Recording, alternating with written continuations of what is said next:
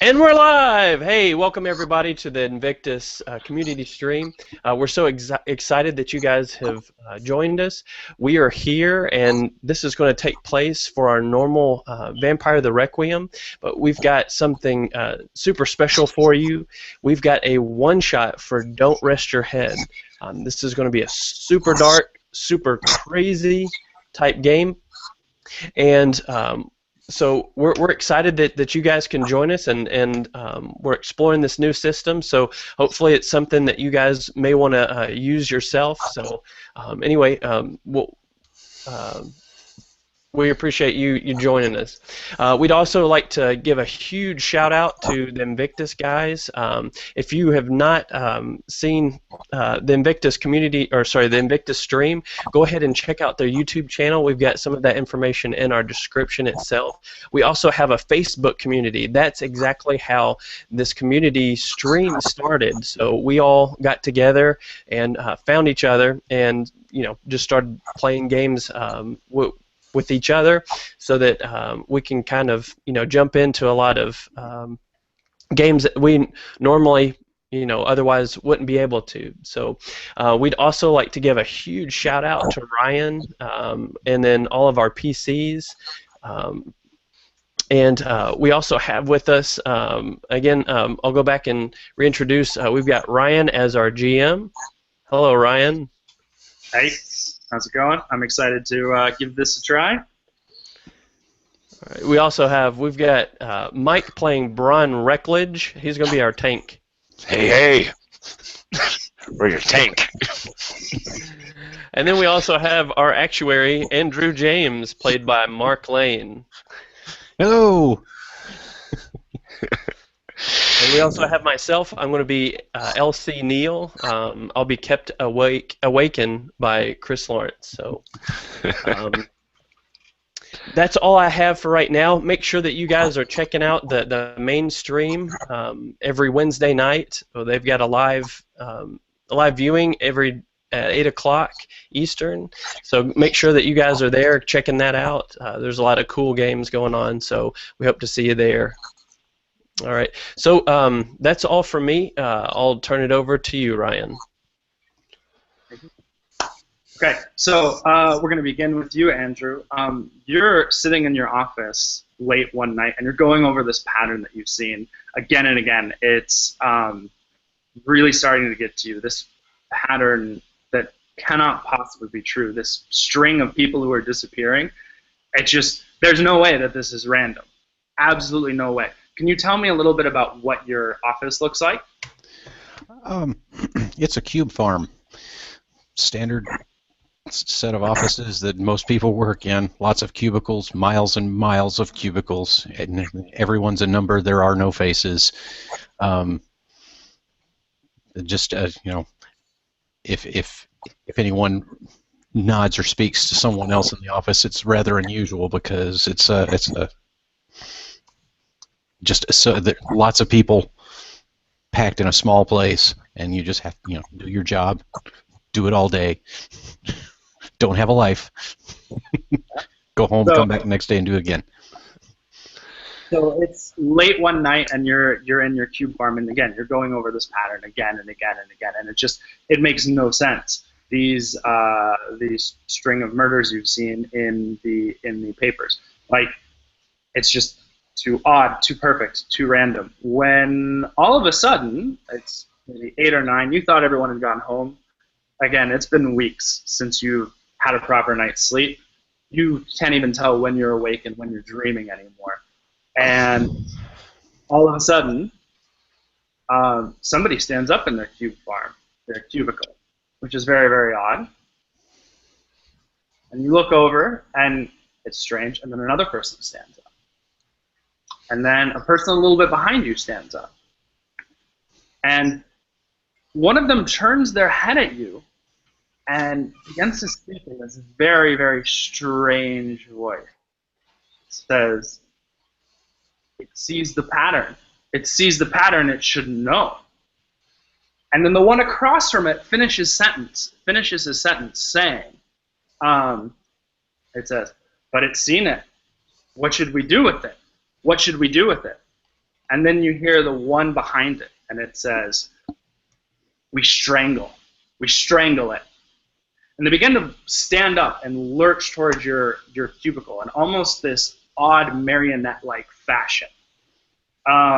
So you have two of these, they look like people, you can't really tell, trench coats, things moving in a marionette-like fashion towards you. What do you do? I'm running. All right. So you get up, you run out, you stand up at your cubicle, kind of almost knocking over everything. You turn behind you, and they're kind of all by you. I assume you're going to try and run past one of them because they're coming in on you like a T. Right. So this will be a pain of 2 to just run past them. You can roll your 3 discipline dice and anything else that you want, but I will be rolling 2. So. Understood. Let's see. Now, let's see. I have access to my exhaustion dice. Yeah. Correct. You do. So you can roll up to 6 madness dice at any point, and that gets to choose. That you get to choose. So like you can do 0 this time and 6 next time. If you choose 1 level of exhaustion, then every turn until you remove that exhaustion, you must roll at least 1 exhaustion dice. So it's up to you.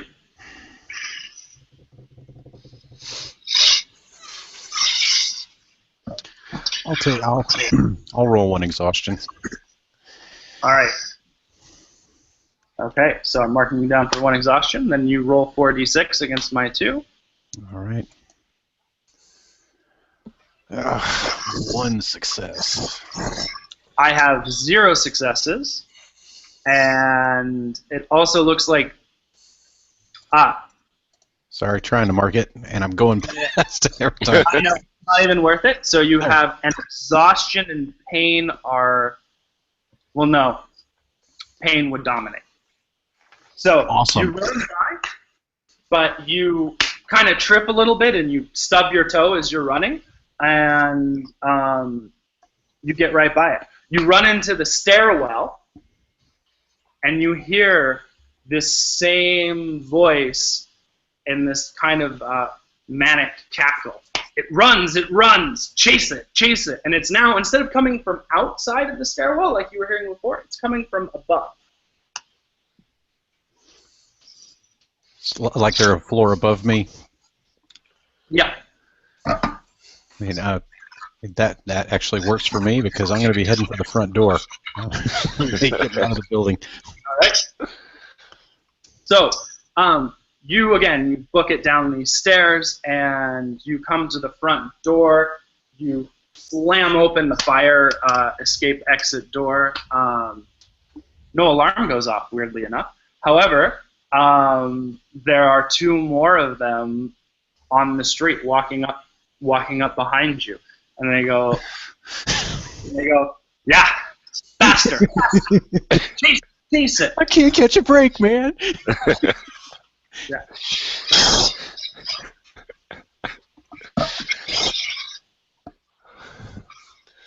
Oh, man. So am I rolling again, or is this just... No. They're like coming up to you, so you still have the option to run away. I mean, you could go up and try and hurt them, but you can also just keep booking it. I'm running. Okay. I am not a fighter. Okay. So you run, and you see a group ahead of you as you're running, but there's a side alley you can go into. There's a street, like a wide open street on your left, or like a darker alley to the right. Yeah, I'm not the type to go into dark places that I'm unfamiliar with. So I'm going to be staying in what I would consider safe, public, brightly lit. You hear, as you turn to turn, you hear a whisper coming from the dark, and it says, "I can help you." And you see in the alley, you look just for a second. I mean, this is a split second. You're fine. Things aren't closing in on you. And a door, you looked at the alley, you turned, you heard this voice, and all of a sudden there's a door. in the alley, an impossible door, a door that doesn't seem to lead anywhere. It's like in the middle of the street, but it makes you wonder how it got there in the first place, obviously. Although certainly many other things are running through your mind at the moment. Yeah, the dozen people after me. Okay, I'm running for safety. I hear someone say they can help me. Do I see the person or do I just hear the voice? You just hear a voice. Is the door open or is it just a... Closed. It's just it looks like, to you at the moment, it looks like a door in a frame in the middle of this dark alley. I wouldn't go for it. Channeling my character, he would say no. Absolutely. So, you turn, you start to run across the street, and you see more of these things coming at you. So there are two. Yes, the beginning is a little railroady. Sorry.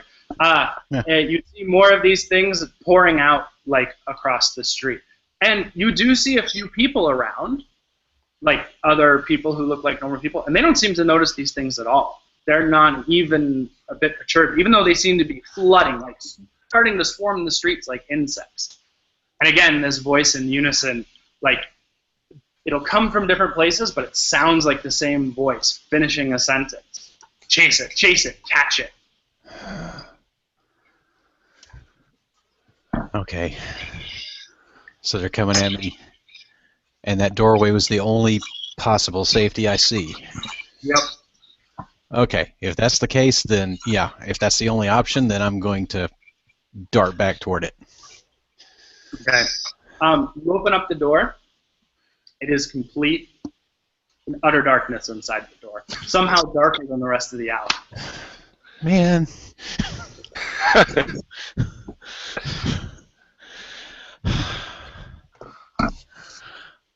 I'm going to close my eyes and step through the doorway. Okay, cool. We'll move on to Bron. Hey.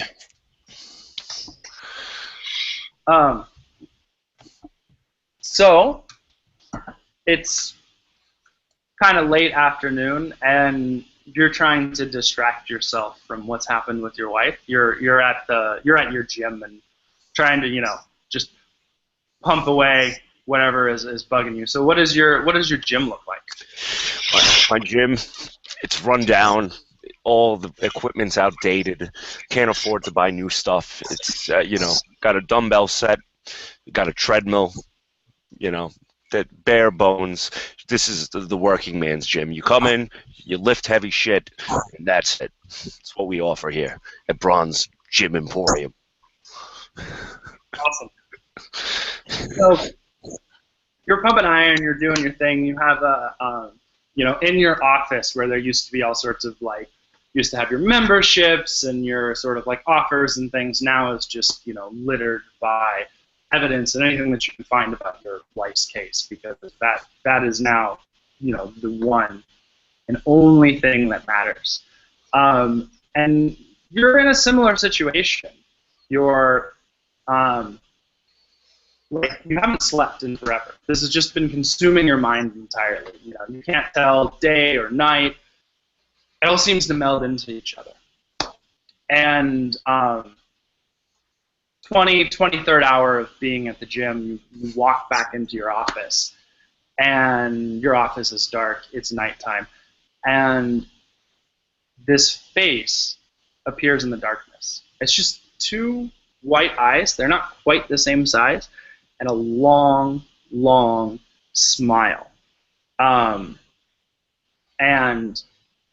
it looks at you, and it says, I can help. You want to find out about your wife? There's a reason none of it makes sense. I can help. Then help. Let's go. I want to find this guy. I don't care who you are, what kind of eyes you have. You better help me. So the smile gets even wider. And again, it's absolutely amazing to see because the smile goes from literally from eye to eye down across this, what looks to be maybe a face, and a door appears in front of you. Again, in the middle of nowhere, and you like blink, and there's this door. You can see on either side of the door. Doesn't look like it goes anywhere. It's just a doorway. I'm going to punch. You're going to punch the door? Yeah. The hell does this door come from? wait, what's it? All right. Yeah, you know what? I'm going to make this a pain of 2 as well. You punch the door. All right. How much effort are you putting into this? I'm going to give it a good whack. I just want to, I'm angry. It's like, Okay. why the hell did a door just appear in my room? Cool. So, you get the 3 discipline for sure, and then you can choose however much madness you want along with exhaustion if you choose. Yeah, let's do just 1 exhaustion. Okay. Easy breezy. So the 3 and 1 or 4 total? Be 4 total. Cool. So just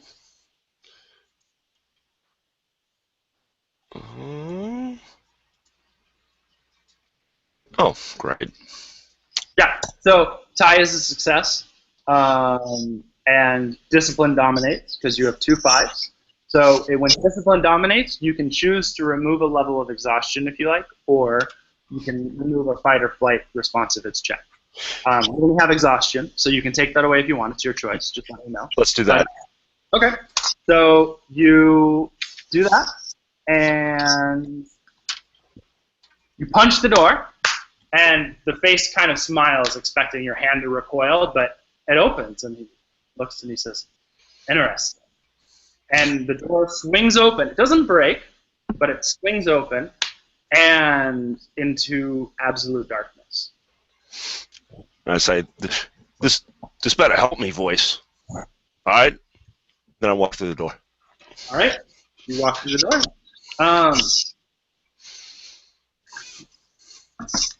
Cool. All right. So, LC, we're to you.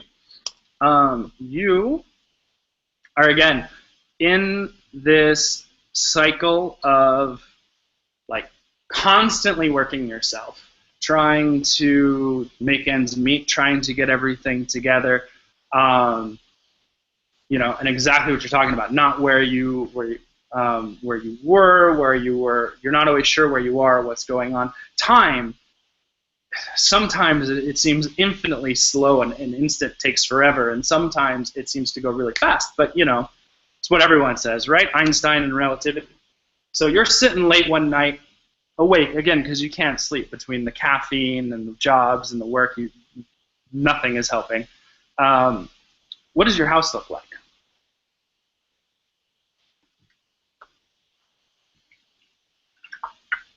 So when I come home and I've done my 3 jobs for the day, I'll come in and I'll come to my house and everybody's asleep. I never get to see anybody.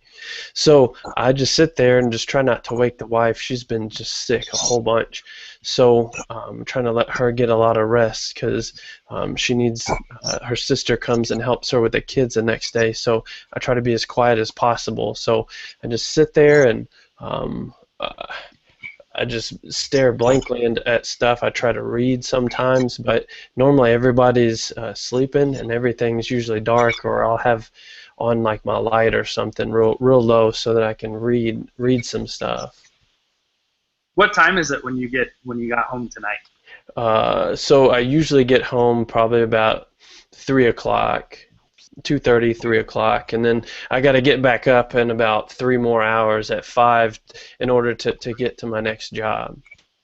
All right. So you get home, it's 2:45, and you get home, you go through your normal routines, and you hear the clock just ticking away, tick, tick, tick. You get your book out, you start reading, and you're looking.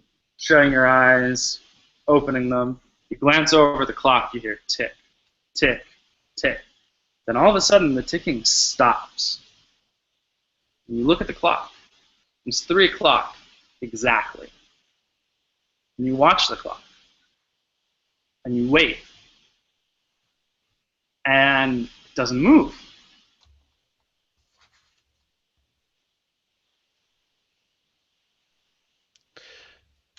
So I get up and I get out of my bed just to get over there because I need to make sure that I can get up on time. So I get over and I walk over and pick up the clock, just kind of look at it, inspect it to see what's going on, why it's not moving. You're looking at it. It seems to be in working order. You open it up. You change the batteries. Nothing happens. And as you're doing this, you glance at your wristwatch, and the wristwatch also has stopped at 3 a.m. exactly. You have one of those digital ones that has all the seconds. It's 3, right on the dot. What's going on?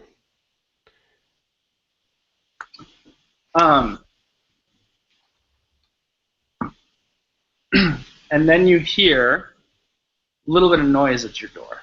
It sounds like maybe a cat or something is scratching, trying to get in. Do you have a cat? Oh, yeah, we got a new kitten the other day. I hate cats, but my wife, she found this cat underneath our van. I couldn't tell the kids no because they saw it already, so I had to let them. I like helping them out a lot. Even though I hate the cats, I brought them in, and so I'm gonna go see if he got out of the house again. So we just had him about a week. Yeah. So you walk out to to the doorway to get the cat to go see what's up with the door, and then you look, and the cat's asleep in the hall on the way to the door. BB, what are you doing? What is that? So I walk over to the door. Actually, instead of walking at the door, because the place that we live at is real kind of suspect kind of a neighborhood. So I go over to the window and I look out to kind of see, not too much, but just kind of see if I can look through the blinds a little bit. From the window? Correct. Yeah, you look up and you don't see anything at eye level, but you look down and there's this strange creature. You're not really sure exactly how you would describe it. It looks something like animal. Maybe it's feline, but it seems in the dark it's really hard to tell, but you would swear the thing is way too thin. And the scratching starts to get louder. And I bang on the door. Get out! Yeah. It makes this hiss, this otherworldly hiss, and it seems to run for a second, but then you hear 2 things scratching at the door. Man, you guys got to be quiet. Everybody's sleeping. So I run over to the hallway. There's like a little closet right there for just 1 or 2 or 3 coats. But we always keep like a little metal Little League baseball bat right there from the kids, so that we can go out to the park or something. And they go out to the park and play. I usually am working, so I'll go over and I grab the bat to get out, and I'm gonna go up to the door and kind of open it a little and just start to kind of shake the bat at it. Okay. So you open the door, and I'm gonna make this a pain roll of 3, and you feel these things press the door in. Like you have to roll basically to keep these things from coming in your house. So you can choose to not oppose it and let these 2 creatures run freely in your house, or you can try and keep the door shut. Because as you open it just a little bit, and you're pulling it back to do that, you just feel this pressure on the door. No, no, no, no, man. So, I will roll. Was it 3? Is that right? I'm rolling 3, so you Okay. can roll as many madness as you want, and up to adding 1 exhaustion per roll. Okay, and then when I add an exhaustion, what does that do again?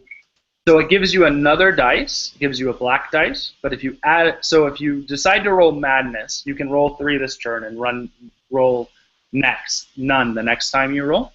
But if you roll exhaustion, you add 1 exhaustion, but that sticks with you until you remove it. So every time you roll, you must continue to roll the exhaustion.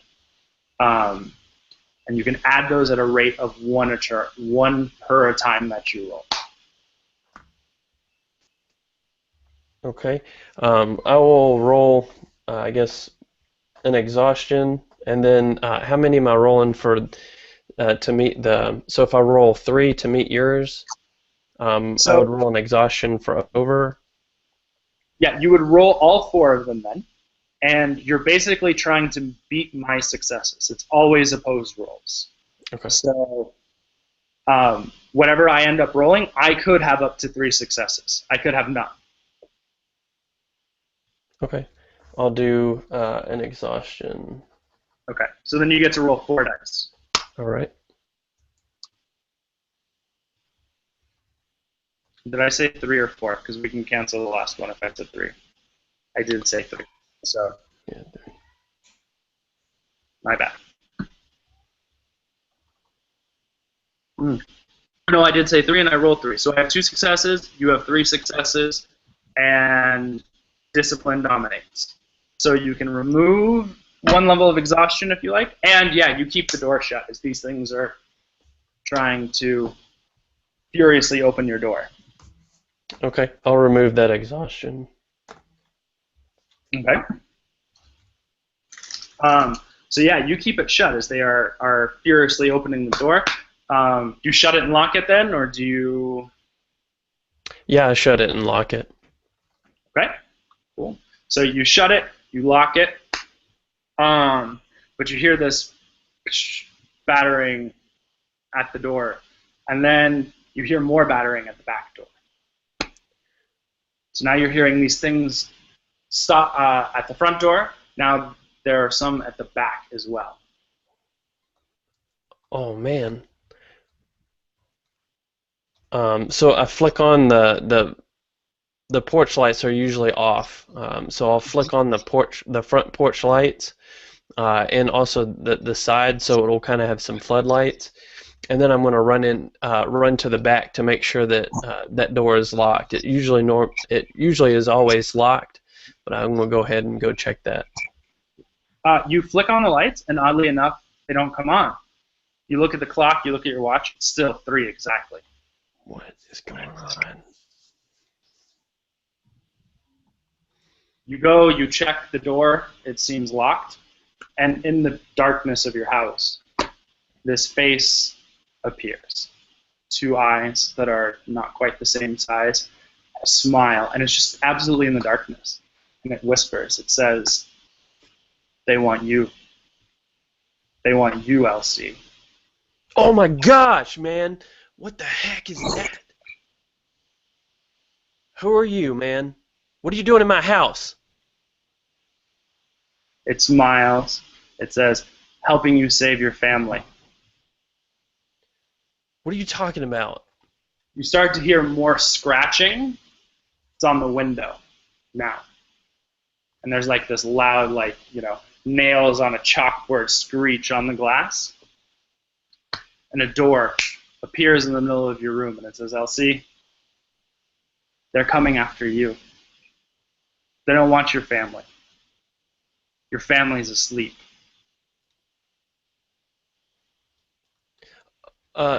Do I have time to go give him a hug real quick?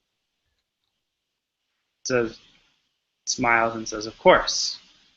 Okay, so I run in and I give my wife and my kids a hug and a kiss real quick, and I slip back out and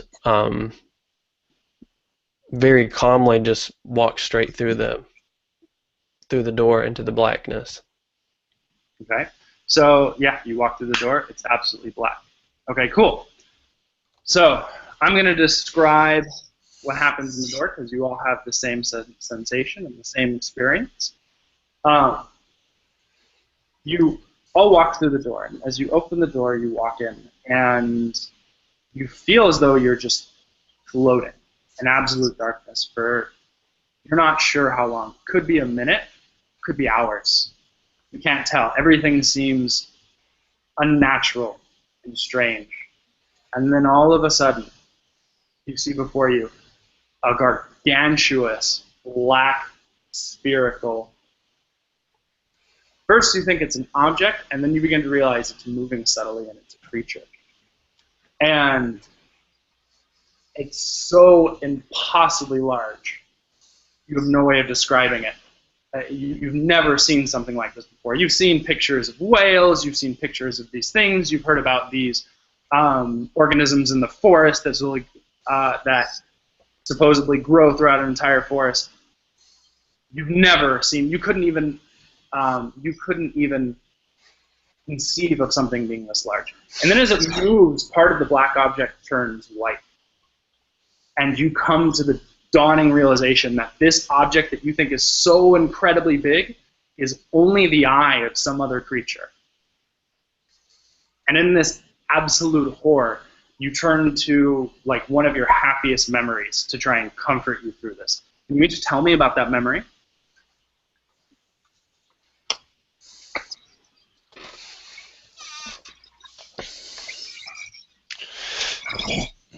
This is all of us? Each of you individually, yeah. All right, I'll go first. I was pumping iron with my wife. You know, the business was booming. We were doing great business. It was packed all day. We were giving seminars. We had a line out the door, opening day at, Bron's Gym Emporium. Happiest day of my life with my wife. That's what I was thinking about.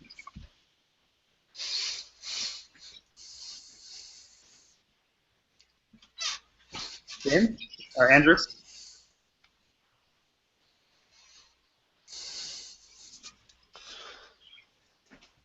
It sounds like you're muted.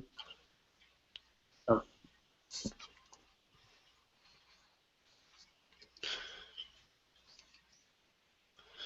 Nope, still don't hear you. Hey, Mark, why don't you go ahead and check on that, and then I'll go ahead and go for mine.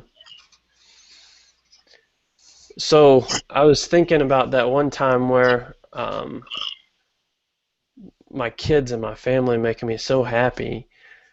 I remember working on my second shift, my second job. I barely have time to eat because we're trying to save money and stuff. But I was working, and my boss came in, and my line lead came in and said, "Hey, you got some visitors." So I never get visitors. So I go in, and well, actually that's not true. Every once in a while we'll have the wife come in with the kids, and I walk into the break room, and they're all sitting there, and man, they bought me some pizza, my favorite pizza. It was so good to see them that night. I was about ready to pass out from exhaustion, but they came in, and I got to see them, and that was great.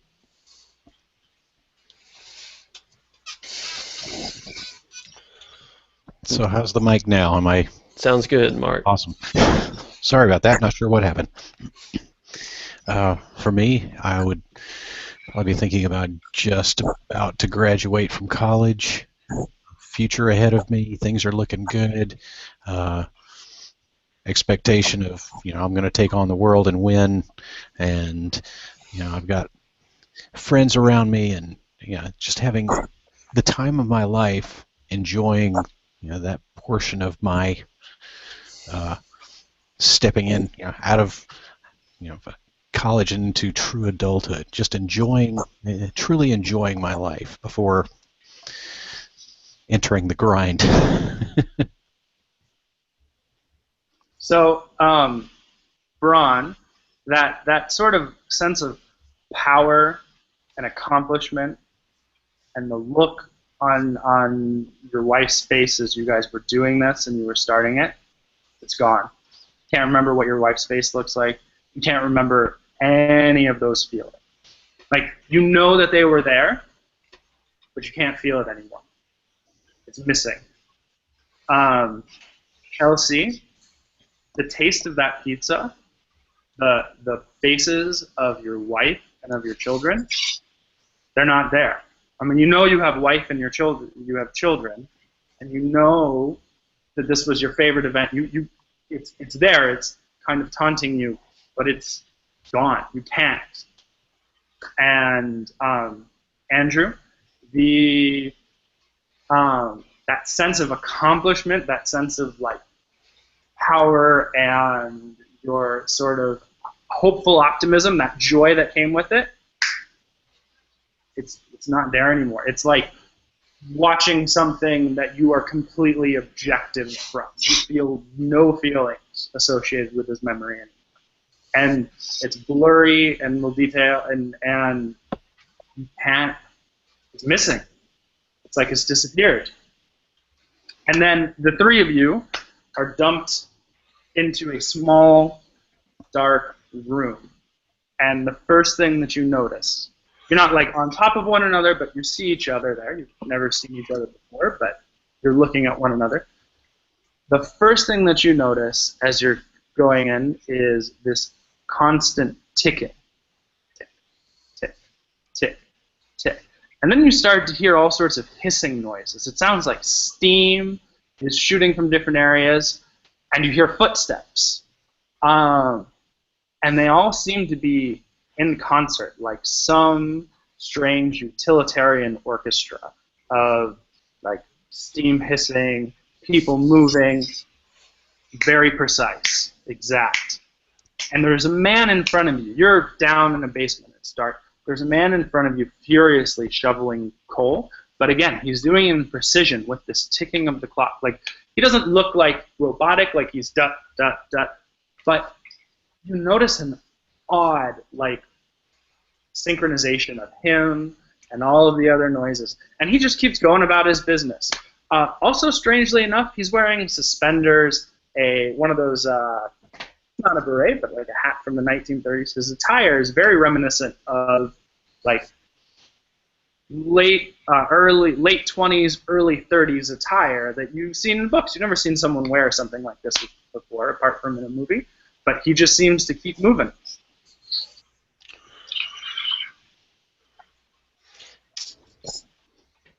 Hey, what did you guys come from? I was about to ask the same thing. Who are you? Hey, my name's LC. What's your name? I'm Andrew. Hey, Andrew. It's nice to meet you. Hey, big guy. What's your name? Big guy. My name is Bron. Who the hell are you? Well, that's a cool big name for a big guy. What is this? Is this a Pink Floyd music video? What are we doing here? I don't know, man.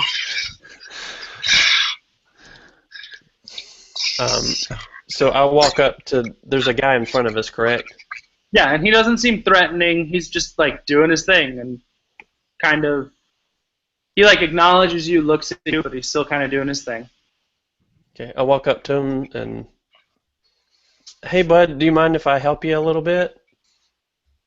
He goes, nope, no problem, sir. I only got one shovel. I don't know if you can help, how much help I need, but thanks for offering, sir. Yeah, no problem. Well, do you want to let me help for a little while, or I can, you know, I don't know. I don't even know how I got here. Do you know where we're at? Where? Because we're in the Clockwork District. Where's the Clockwork District? Same place it's always been. Yeah, because that's helping. Where are we? Besides the clockwork, what's around us? He goes, well, he goes to the north, I suppose you could call it. You got the bazaar. To the east, you got the Black City. He goes, further east, there's the swamp. He goes, there are buses and things up top, and he points to there are some stairs leading out of this room. And he goes, I'm not here to offend you, sir. You're in the Clockwork District. Great. Thanks. I don't want to be in the Clockwork District. I want to be back in my gym. Gym. He goes, I don't know of any gyms around here, sir. Great, so I'm in hell. All right. Thanks.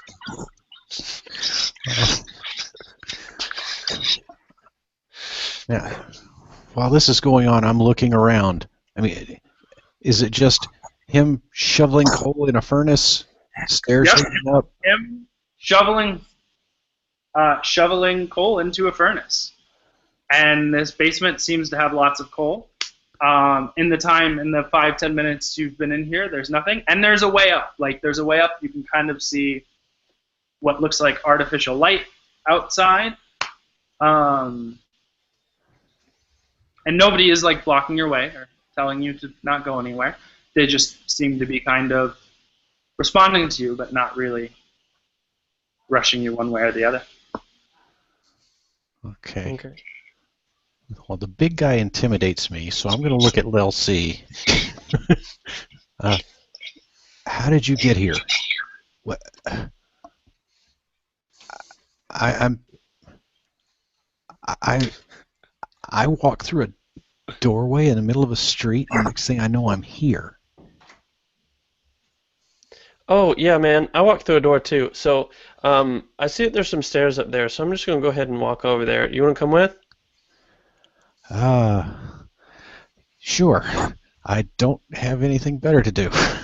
Okay, let's go. I'm gonna go. There's no gym down here. I'm gonna go find one up with you guys. Let's go. All right. So you walk up and you look outside, and there are streets. There are cars going through the streets, although they're of all sorts of different eras that you've never seen, and everything again has this odd synchronization. People don't walk necessarily in a march, but they're walking in time, and they're very exact on which side of the road they're walking, how they're walking in lines. They all seem like they're really going somewhere.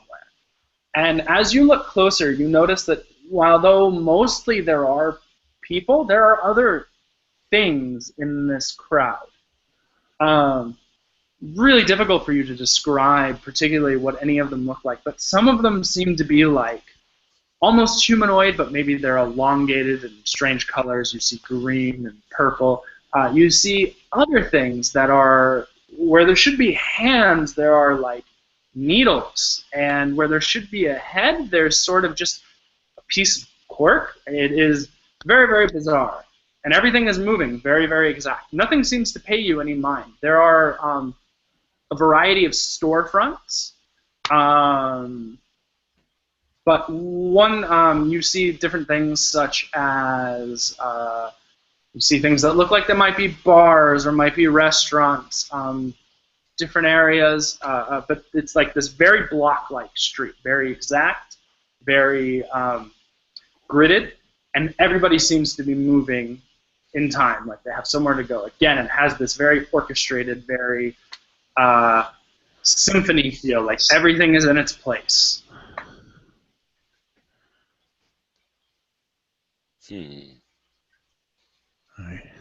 Hey, Bron, where do you want to go?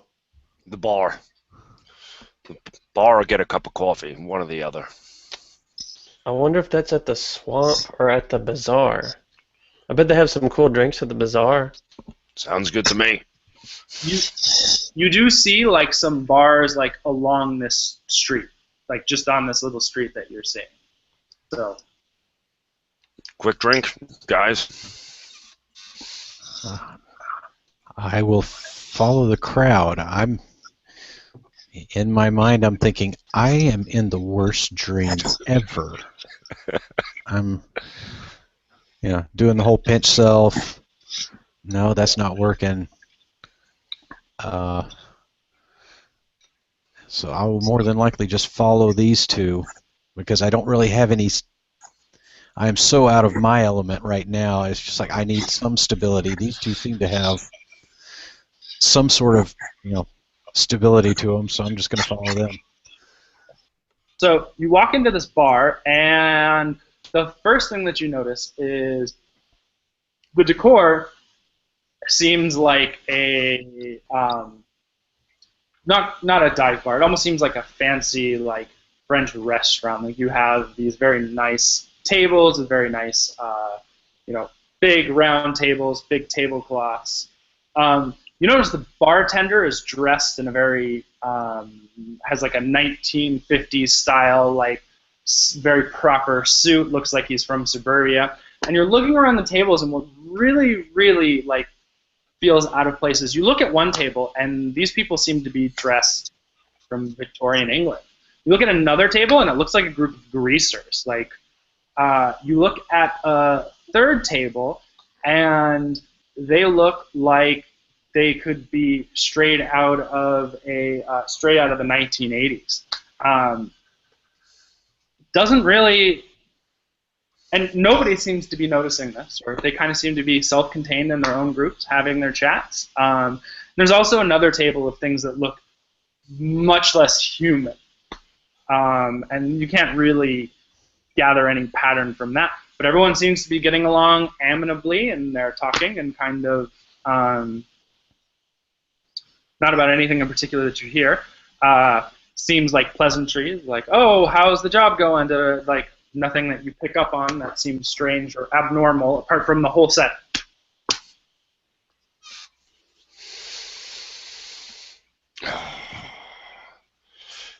I'm gonna ask the bartender for a whiskey, and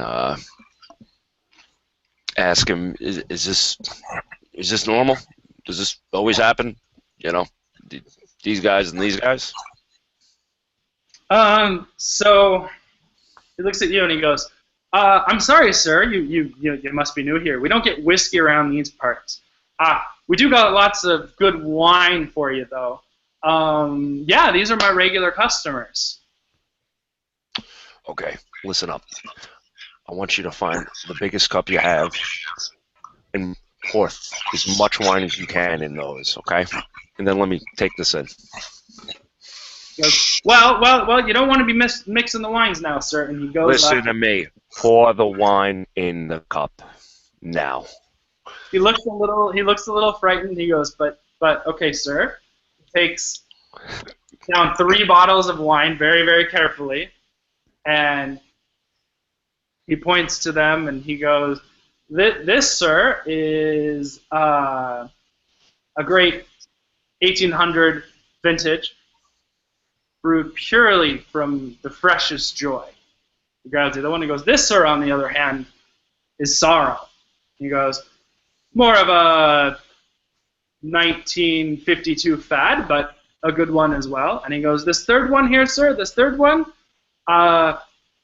it's rage. He goes, but I'm not sure that you need this one, sir. He goes, I might really recommend you the joy. I'll show you sorrow and rage if you don't pour those into this glass. Hey, Bron. Hey, what? Let's wait a second. I think you need a little bit of joy and not some of the rage. All right. I'll take the first 2 minus the rage. I got enough rage. There you go. He gives you 3 cups, and he goes, here you go, sir. And he just gives you the bottles. Thanks.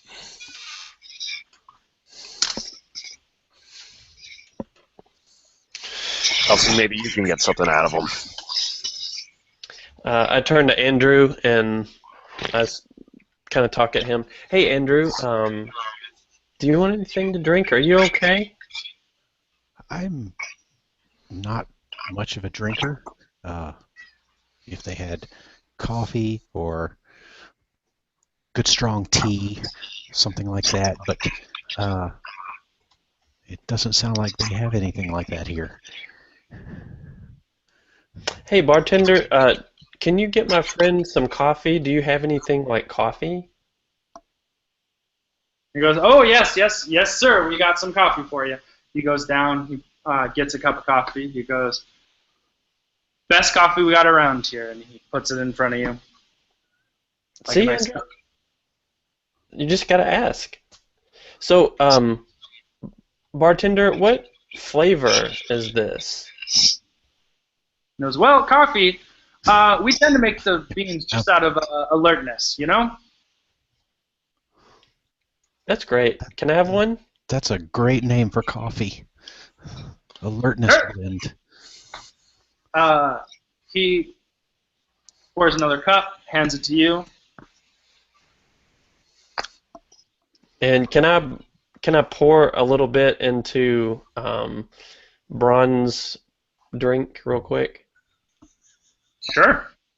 I mean, you have that exhaustion talent. I won't even make it roll.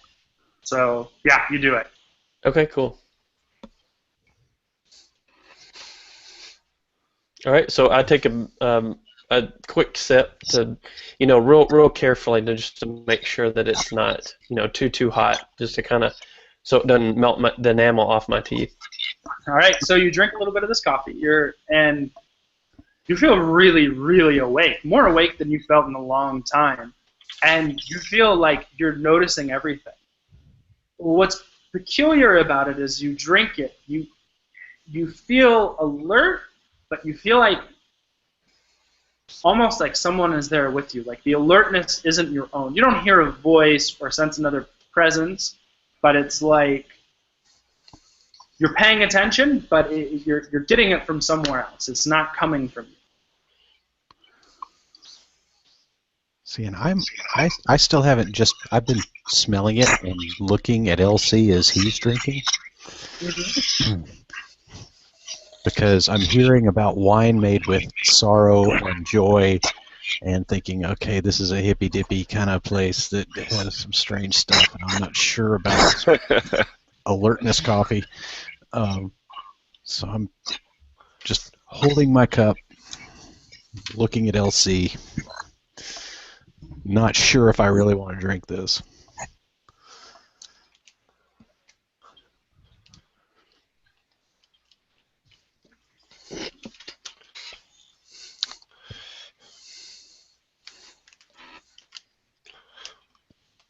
Anybody else have their drink, or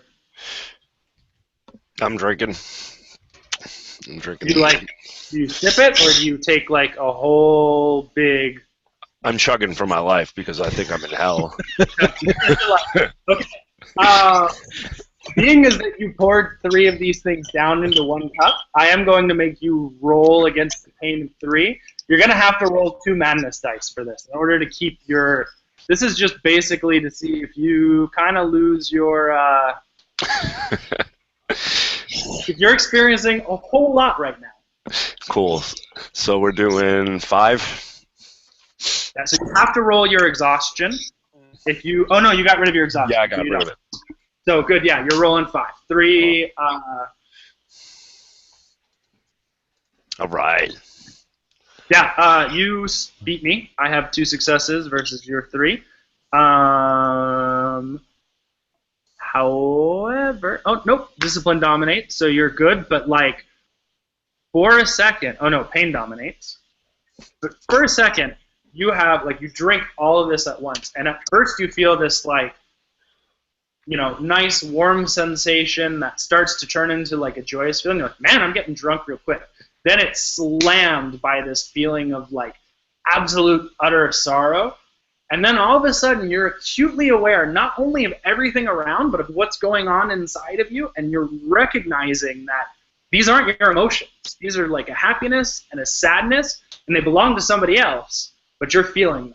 And all of that pushes your mind close to the brink of sanity, and then you just kind of I got this, I got this, I got this. Whoa. Mr. James, you might want to be careful with that coffee. Because these drinks are incredible. Yes, and I am just going to, seeing his reaction, I'm going to set my cup down carefully and just sit quietly. Cool. nervously. So the bartender kind of like strolls up to you guys. He's cleaning out a glass, and he's like, "I see you folks are new here, huh?" Yeah, Yes. how can you tell?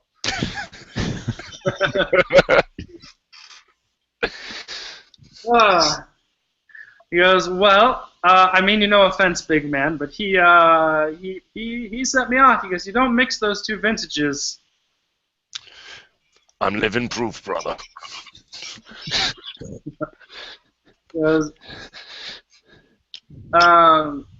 He goes, "Well, if you want to see the place, there are a couple of bus stations you can find that'll take you to various areas."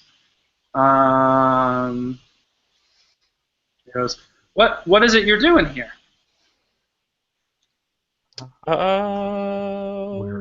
We just kind of got here. I'd like to know that too. He kind of nods. He goes, "Yeah."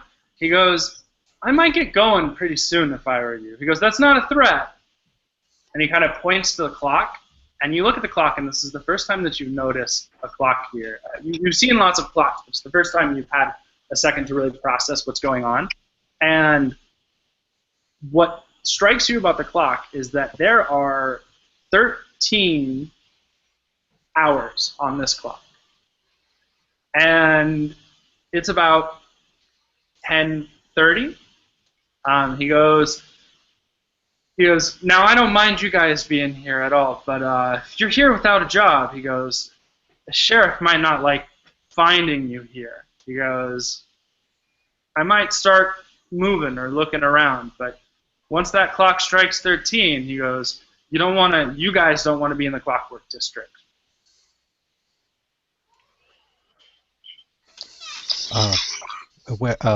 Where would we be safe? If you don't He kind mind. of smiles, and he goes, "If you don't got a job," he goes, "you're not safe anywhere. But the sheriff doesn't often travel to many of the other areas unless he's really got it out for you. I mean, he needs a warrant to get you in the bazaar or the swamp, and I've never heard of him going to the Black City." He goes, "But I don't know that you guys want to go to the Black City unless you got a reason to either." Nope, don't want to go there. Doesn't sound like my kind of place. Okay, I'm just wanting. I showed up here. I don't know where here is. I just want to get home. Can you tell me how to get home? He goes, "Well, where's home, mister?" Atlanta. He kind of sighs, and he goes, "Atlanta, beautiful country, I hear." He goes, "But to get to Atlanta," he stops and thinks a second. He goes, "I don't think there are any buses out to Atlanta, mister." He's still kind of just wiping his cup. And Hey, bartender, do you have any jobs? "No, sir, no, sir. We're fully staffed here." Well, where could we get a job? He goes, "Well, you sort of just have one when you show up here."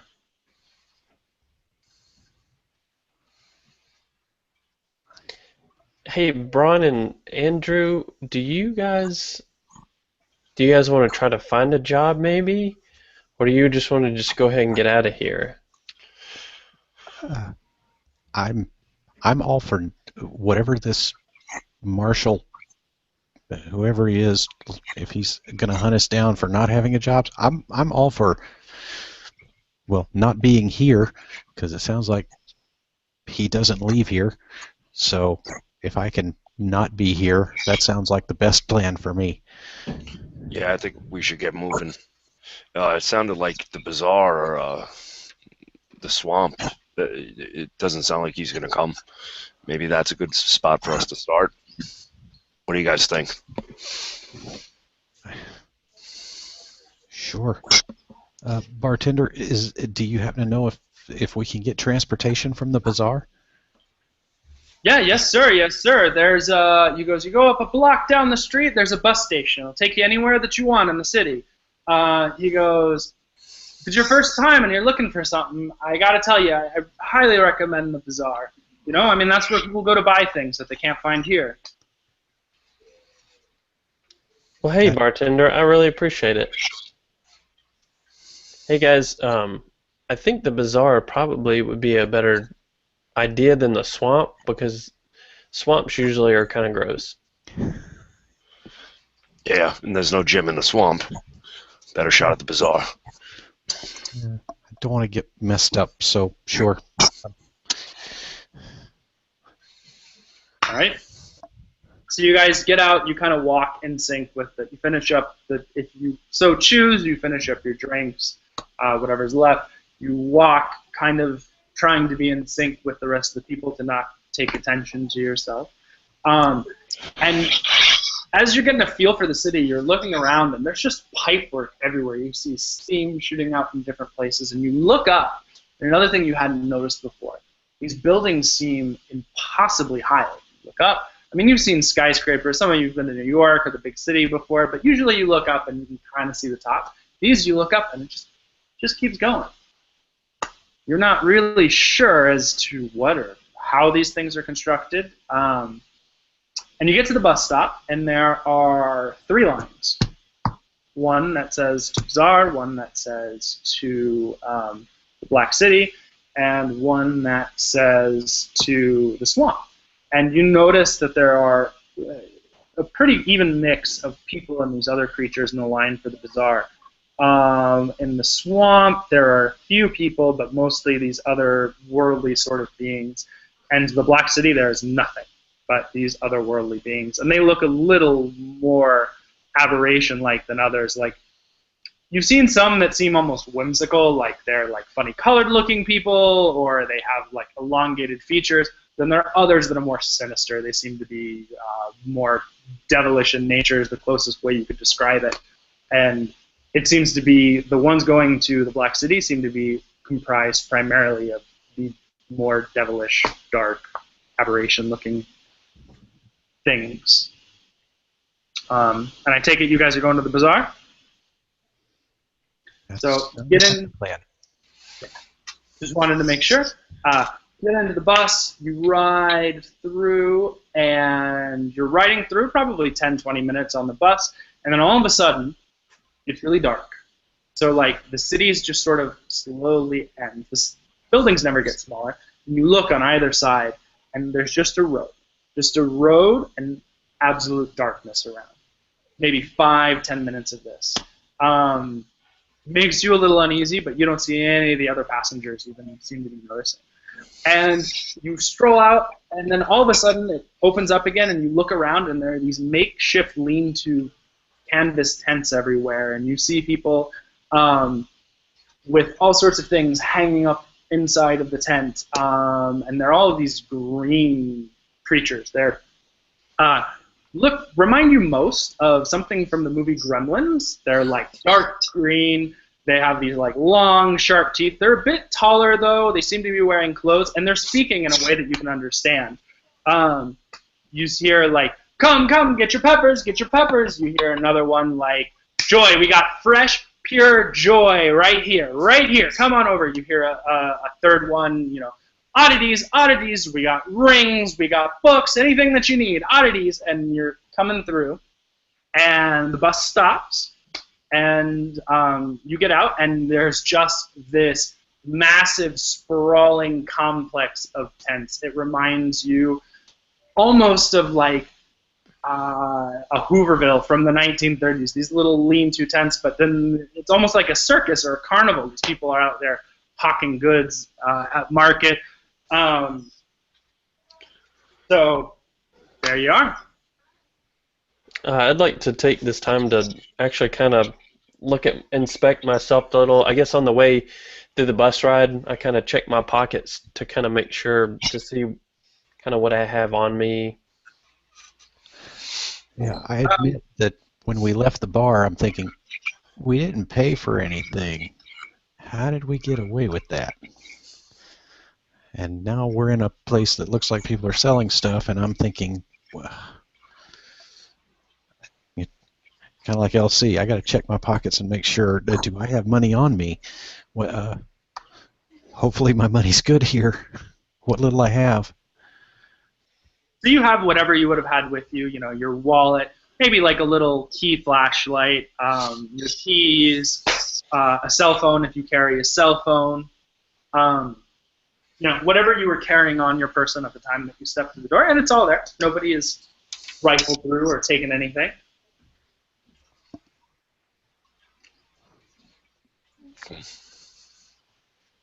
Okay, can I check my cell phone just to kind of make sure, see if there's any internet access at all?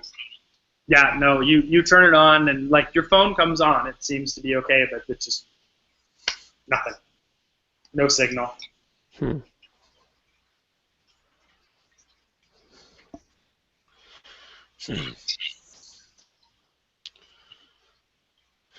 I've got no bars. Do you have bars? No, nothing.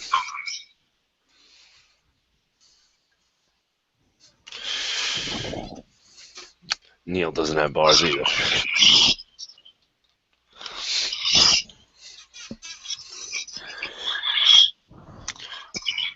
I go, James, you look like a smart guy. What are we supposed to do here? Don't know how we got here. What are you thinking about all this?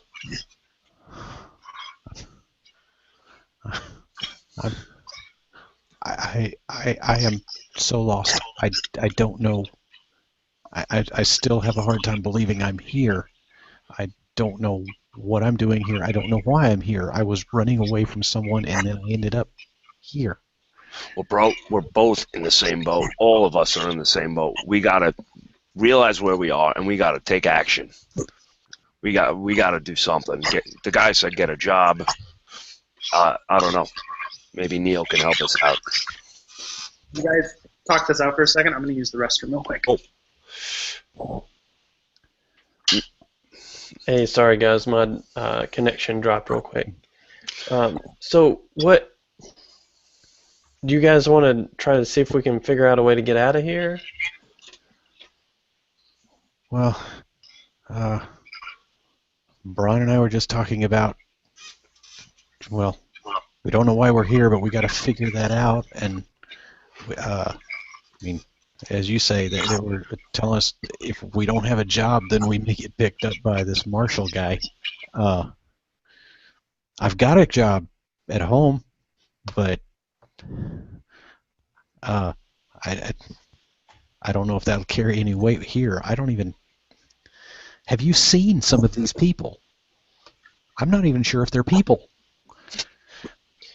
Well, so what I was thinking is if we don't have a job, we either figure out or find a job, or we can go and look and check, because the sheriff has to have a warrant to get out here, right? I think that's what the bartender said. So if he doesn't know that we're here, if we lay low, then and just ask some questions, then we should be good, right? I hope so. Yeah.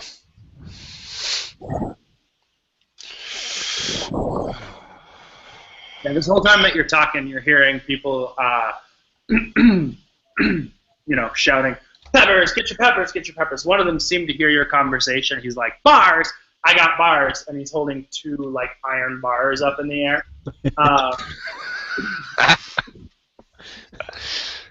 And oddities, like they kind of see you and they're trying to call you over. Nobody's come out and actually talked to you, but they seem to be aware of your presence.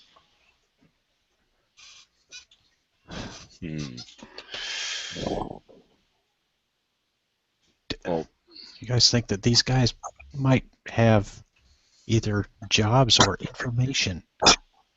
I think information is what we need most. Yeah, I guess we should go talk to these freaks, huh? I will be happy to let you talk to some of these people. Thanks. Neill, you seem to have a much better way with words. Why don't you go talk to these guys? I'll back you up, brother.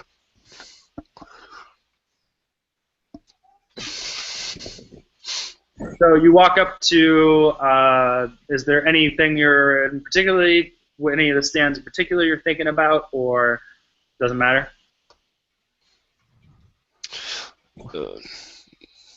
What's Peppers. Let's go with peppers. I'm hungry. I need that protein. You walk up to the pepper stand, and from a distance, they look like red and yellow and green bell peppers. But as you get closer, you notice they're very, very circular-like. And when you get up nice and close, you notice all of these peppers have the faces of a variety of celebrities that you know. There's one with the face of Steven Seagal, another one with Tom Cruise, another one with what was it? Just a variety of different celebrities, and another one with Jim Carrey's face in it, and it's just like, peppers, get your peppers. I got your fresh peppers right here, right here. All right, how much for a Mila Kunis pepper? 1 pepper, 1 coin, my friend. 1 pepper, simply 1 black coin. That's all I need, sir. Do I have a black coin? I mean, you search your pockets. You don't have any black coins that you know of. All right. I guess no Mila Kunis pepper for me. Let me ask you something. We're looking for information. Can you help us out here? Yeah, certainly. Anything for a customer, sir. Wonderful. If someone was looking to get a job around here, who would we talk to? He goes, kind of like laughs. He goes, man. He goes, people looking for a job in the bazaar. That's definitely strange. He goes, I would talk to Argyle. Argyle. All right. Thanks, man. Appreciate it, bro. Hey, real quick, where can we find Mr. Argyle? Argyle, you just you go down at the oddity shop. You make a right at the. He goes, when you see the joy stand, you take a left. Sadness, you can do another right. He keeps going on these snaking directions, but they don't seem to be terribly difficult, and you remember them. But it seems to be an absolute maze to wander through here and find anything twice. You'd be lucky to find anything twice without knowing where. So my personality is I'm usually pretty much go, go, go. So I just kind of walk right in front of Bron and Andrew and just kind of just take off in that direction. So you walk through, you go, and you see a big, grandiose tent.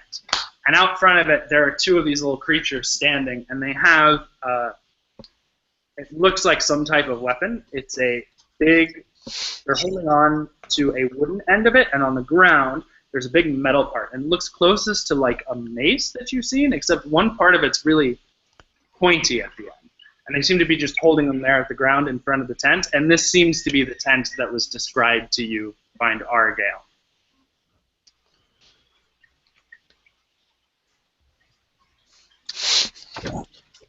Guys, that looks like the one. All right. I'll go ahead and I continue, and I'd go ahead and walk through. One of the guys, his hands in front of you before you go, and he goes, you got an appointment? Yeah. Do you? He smiles and yellow teeth. He goes, funny guy, huh? He goes, let's see if you're on the list, sir. And then actually I step back behind Bron. And I walk up right in front of him. Yeah, we're on the list. Let us in.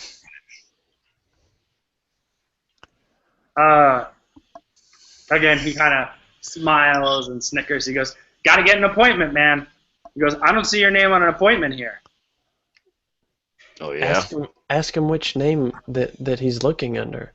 Well, what name are you looking under?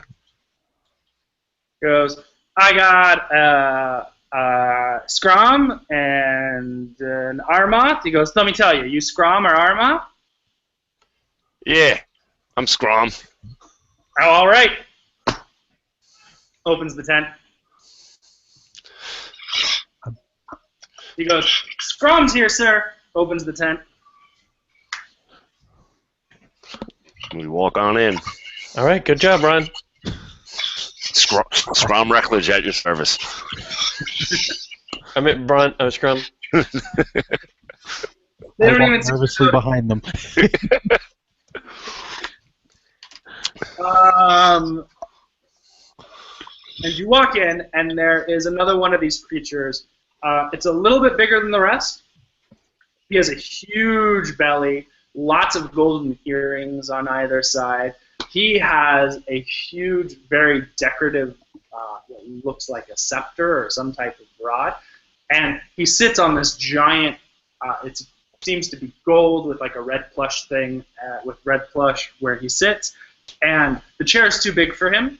He has the rod, and it goes all the way to the floor. And he's sitting on this thing, and he smiles, and he goes, you don't look like Scrum. Those idiots. What can I do you for? I woke up.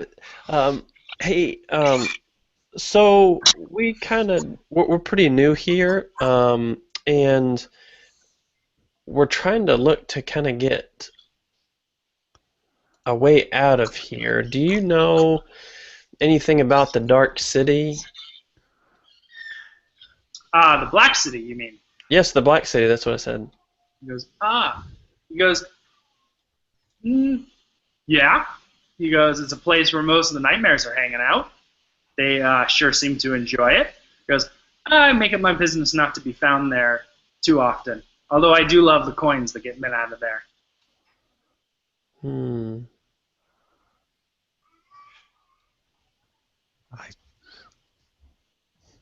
As far as a way out, looking at you three, I'm guessing you came through a door. Yes, exactly. I Yes. came through a black door.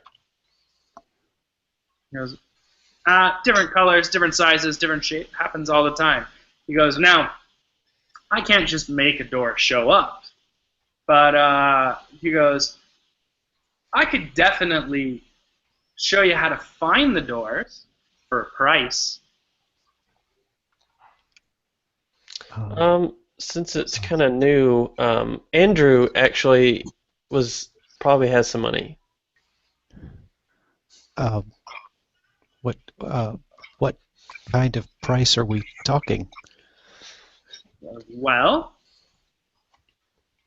I'd settle for 2 coins.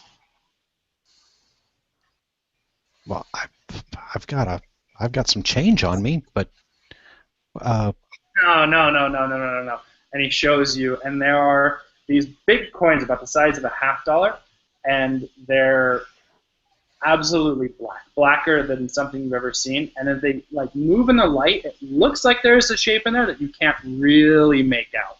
He goes, 2 of these.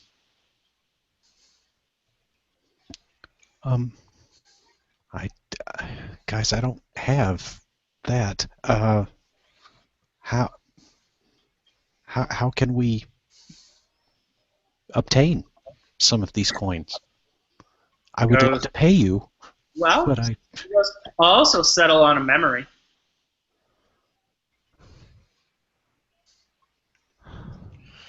What do you mean a memory? He goes, charged ones are best. Rage, joy, sadness.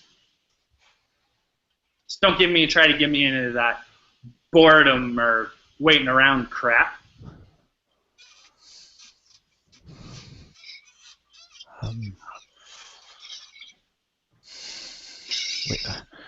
When you say a memory, What happens to it? What? How can I give you a memory? He goes, don't worry about the logistics. I can handle it. He goes, now, I take it. Once you agree, it's mine. It's not yours anymore. He goes, and then I'll do with it what I will. And then we get the door. No. I give you a way to find the doors. All the time. All the time. Guys. And he shows you this little, it looks like a compass, but it has all of these little red arrows pointing in a variety of directions with a number next to it. And he's like, this tells you where the doors are at. I think I'm okay with that. So I can give you a rage memory. Is that okay? He goes, yeah. Yeah, I'll take that. Okay, cool. He goes, so what memory are you going to give me? So I remember I'm going to give you a pretty good rage memory. My brother and I were playing video games, and he was beating me pretty bad at Mike Tyson's Punch-Out. And then I took the controller and I slung it at his head and hit him, and I kind of ran into the other bedroom, and he came through the door, and then basically we proceeded to punch each other for about 10 minutes, and then we went back and started playing again. Yeah, so he takes his scepter, he like taps it on the ground and pulls this little glass bauble out, and he takes the scepter and touches it to the side of your head. And slowly you can feel the memory actually being drawn out, and all of the memory of, you know, your brother and the game is gone. But also, so all of that anger and rage, but at the tail end, he takes that sense of closure that you got after you were together. So there still feels like an unresolved issue, like there's this animosity that you now hold towards your brother, in addition to the rage being gone. And he fills the glass bauble, and you can kind of see it almost like it's a video replaying, and you're like replaying the memory. And he sticks it on top of a little shelf. And he tosses you the compass, and he looks at you and he goes, What is this? I thought you guys were new. He goes, why you gotta be lying to me? What you talking about? Just got here. He goes, this guy. He goes, he's missing more than one memory. Me? Yeah. I don't know. I've been working 3 shifts. I don't really sleep very often. No. You didn't forget a memory. He goes, it was dragged out of you.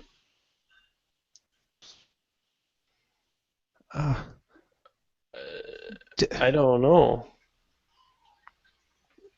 Can you tell if it was a happy memory?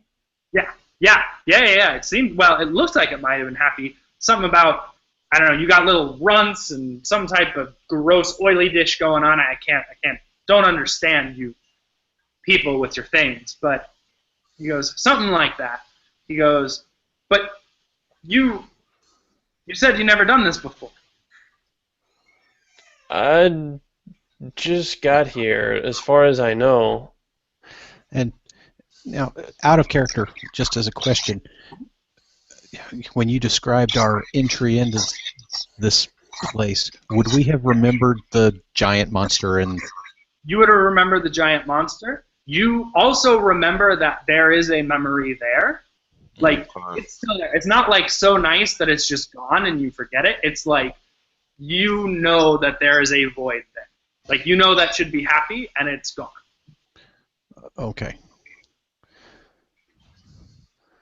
And okay, so while this interchange is going on, then I would look at Bron and kind of whisper, it's like, did you have that experience when we showed up of, that I saw this giant eye and then there was something.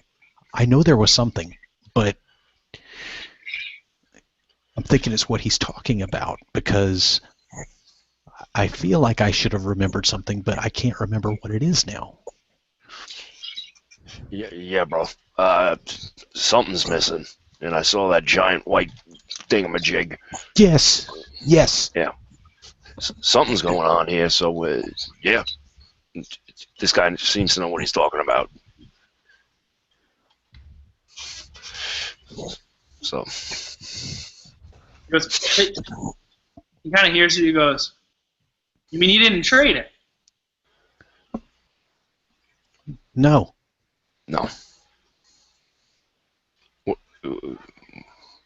He goes, son of a bitch. He goes, what do you remember about getting over here?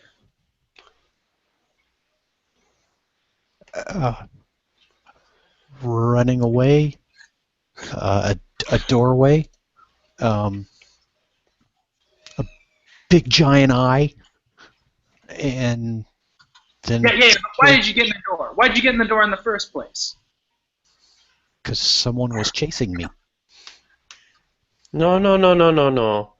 I remember specifically there was a guy that had a Cheshire grin that said for me to come in. I have the same thing. Yeah, there's like these creatures that were coming after me in my house, and I went through the door because they were the guy said that they were after me, so I went through the door. As far as I know, that's the only time I've gone through that door. Snaggletooth, that son of a bitch! And he slams his cane down. He goes, I'm now. stepping back. He goes, this isn't going to stand. He goes, well, boys, how'd you like to get your memories back? Yes. Well, yeah. Sounds good. He goes, well, I got a proposition for you. He goes, I'll help you get your memories back into your head if you go and whack this son of a bitch. He goes, he can't be doing that. Taking memories from the awake as they go through the door ain't good for business. He goes, I can tell you how to get there. He goes, but you got to do the rest. So, like, kill him, or just, like, whack him, like... He goes, no. He goes, we're going to kill him.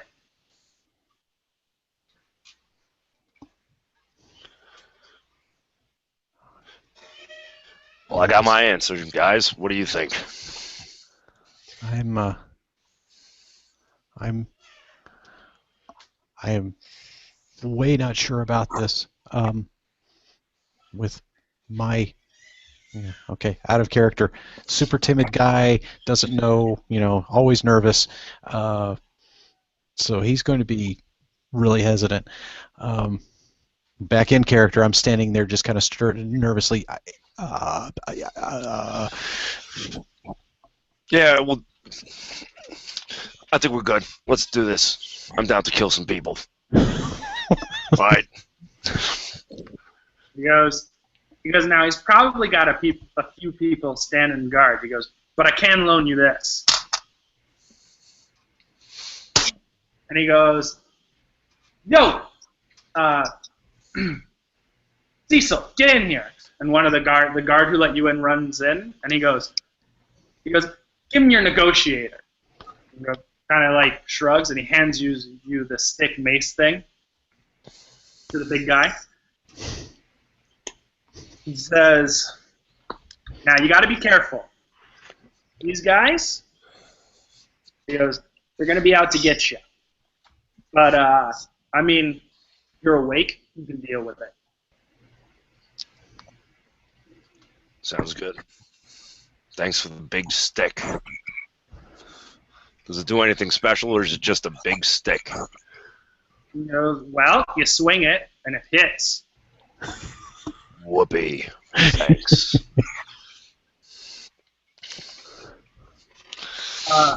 He goes, currently, Snaggletooth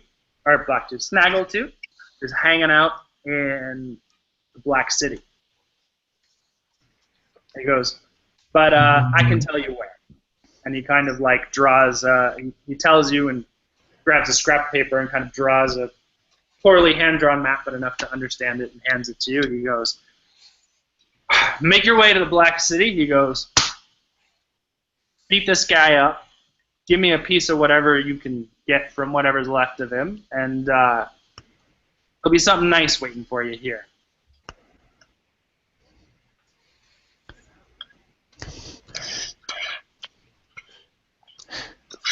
Can you get me home? He goes, well, you got the compass. You can get home at any point you want through one of the doors. He goes, but I gotta warn you. He goes, you're awake now, and they know. They're gonna find you. Might not hurt you to get a little bit of protection. Make some friends here.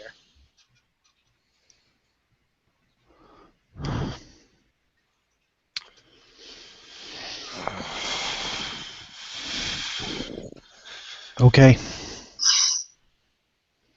All right. One question. Who would you suggest that we talk to as soon as we get to Dark City? Nobody. You go straight to this place. Yeah. Elsie, I think we're going to stand out no matter where we go there. I remember the bus stop. We don't fit in that area at all.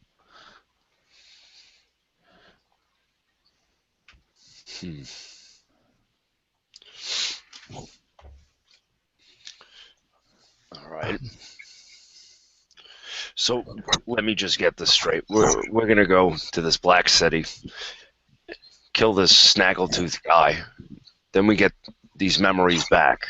Correct? Yes, sir. Okay. Then we're gonna come back here, right? Uh-huh. And we have these doors that'll get us back. Now, after we go into these doors, is all this crazy shit still going on? Mad City never sleeps, man.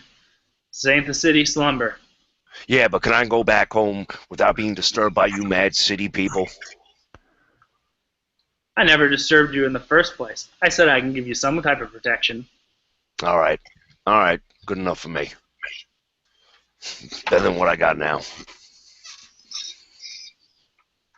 Guys, you have any questions? When you say protection, what can you offer to protect us if we go back through the door?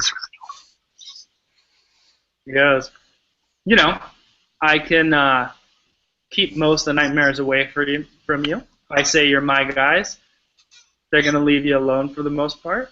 And I may need to call on you every once and again, but other than that, you, your families, you'll be safe.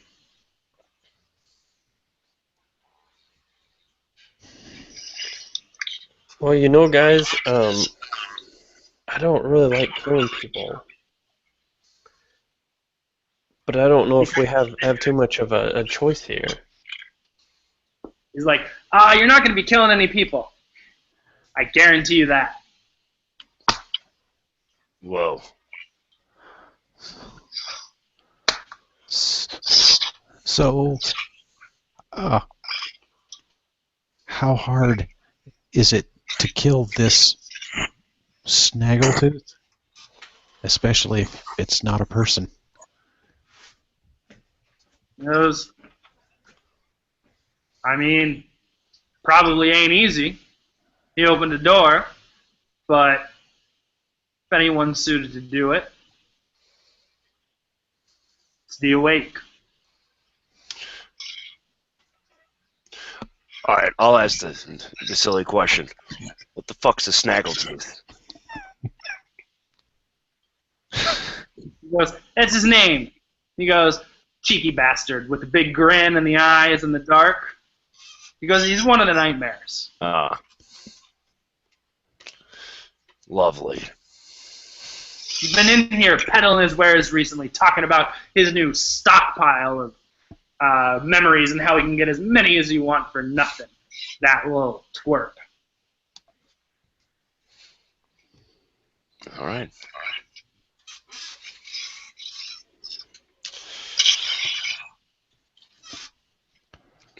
Can I ask you what time it is at this point? It's about probably 11:30. So the transport is still running. Yeah. No, transport didn't have an open and closed time. Oh, okay. Okay.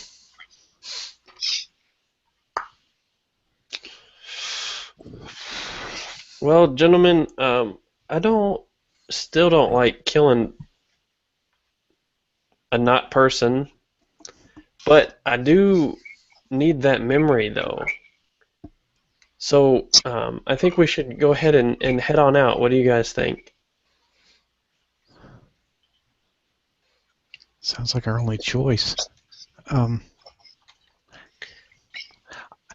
Okay, I've seen whatever those things are that look like they were headed to the Black City. Is there any way we can disguise ourselves? Make ourselves look less human? Considering what I saw would be heading there. He goes, you could try. You might be able to find something in the marketplace. If we do this for you, we don't have any money currently. Is there anything that you can spot us?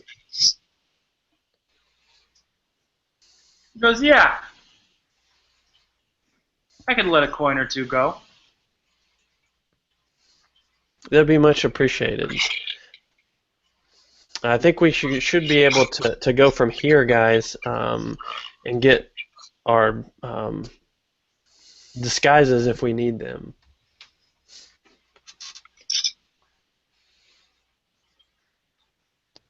Sounds like a plan.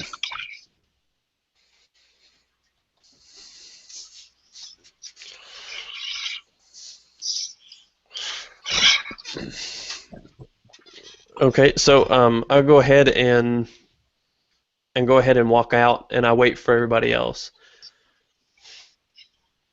I'll follow along. Yep, I'm behind him.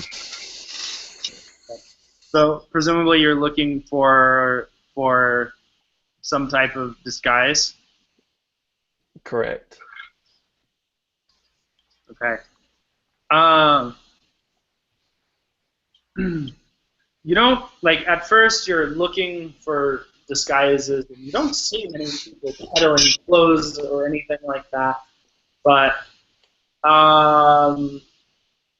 finally you come to one vendor, and has all sorts of oddities, and for one reason or another you're drawn to him. You're kind of at your end of your rope, and he's like, I got this, I got that, and then you kind of describe to him your situation. You say, you're looking for a way to disguise yourself, and he goes, I got just the thing. And he pulls out a little box, and he opens it up, and it's full of these little blue pills. And he goes, well, I can let go of these for 3. He goes, I can let go of 3 of these for 1 coin. He goes, we call this the blue pill. And he puts it in front of you. He goes, now, there's a chance of taking this thing and losing your sanity for a small moment. But you take one of these, and I guarantee you look like one of them nightmares. At least for a little while.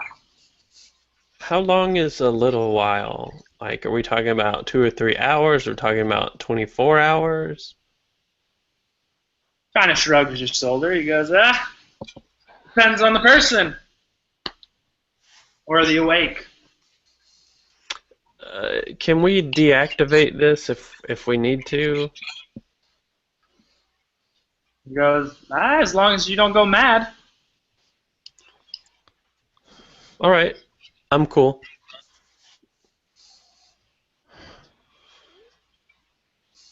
And I go ahead and I'd go ahead and buy one, and look at the other guys and kind of gesture towards, this is probably our best bet. Yep. So we bought 3 for 1 coin. Yep.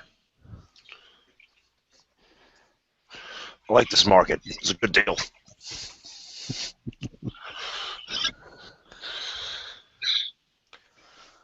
Nah. All right, so guys, I think that we should probably go ahead and get on out of here, so we can go ahead and start, because I think once it hits 13, I don't think anything, even the sheriff, is going to be something that we want to deal with. I think we need to keep going.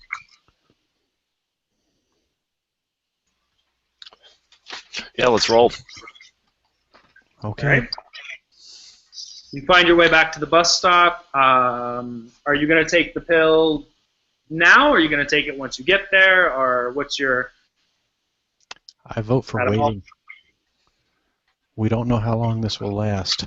I don't want to take it now, ride the bus, look like whatever this nightmare thing is, and then show up there and it's worn off. Andrew, what if we get on the bus with some of the nightmares that know this guy? We may want to be transformed before. That way, when we're in the bus, we can have the effects wear off on the way there. Bron, what do you think? I think that's a good point. Maybe one of us could take it, or 2 of us. We don't all have to take it at the same time. Just throwing that out there.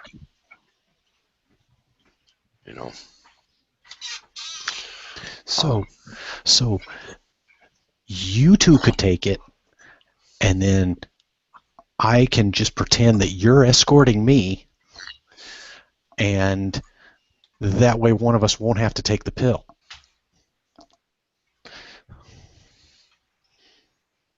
I think that's okay with me. Yeah, fine. And in the back of my mind, I'm thinking, they bought that?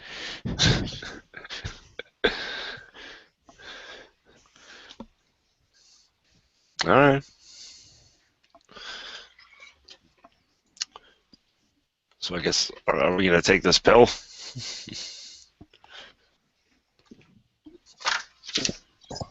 All right.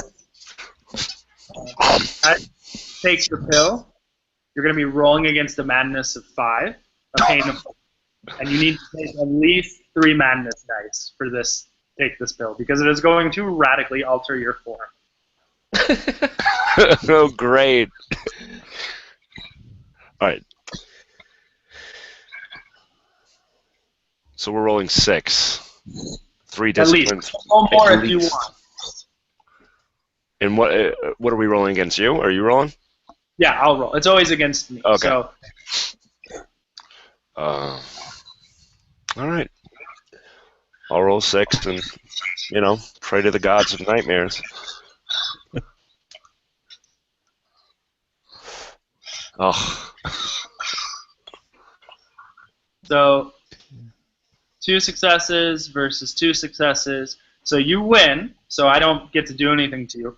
However, 6, 5, yep, madness dominates. Oh, dear. So you only have fight responses. Yeah. So you're going to have a little bit of a freak out here. As when you take the pill, your whole form starts to harden over, like your muscles become harder and harder, and stone-like veins begin to appear, and your face becomes much more chiseled and square, and you look at yourself, and you are entirely made of stone. And as you guys see this transformation, it's pretty horrendous. His teeth are all jagged and chipped, and he is much bigger than he was, and he was already a big guy, but he's all stone. I step behind LC. So describe, what are you doing? What is your fight response in this situation? How are you freaking out? Well, we're on the bus or at the bus stop? You're at the bus stop, I believe, or just like within seeing the bus stop. Oh, I'm gonna freak out and start breaking shit around me. Just tear, throw seats, throw stop signs, and just generally pound on the ground to see if I can really make a dent into it. And just you do. So you pick up a chair and you throw it, and it like splat, like almost disintegrates before it even hits its target, but still does a lot of damage. You see one of the green things pull under, and there's blue pill, and everybody around ducks underneath for cover, and this whole hole gets popped to the ground from you smashing it, and you calm down after a second, but obviously you're a little bit disturbed. I'm just gonna, bro, I'm ripped. This is crazy. Bron, congratulations, man. Thanks, brother. Feel much better now. Look at these guns. So I'll go ahead and... You're back now? It's cracking the stone. So, you're okay now? Oh, well, I don't know. I mean, how do I look? Dude, you're jacked up, chiseled. Sweet. Abs for days. Nice. Yeah, I'm good, brother. All right. So I'll go ahead and I take my pill and swallow it. Same thing? Yeah. And I'll go ahead and I'll roll 6. And I'm stepping behind Bron now.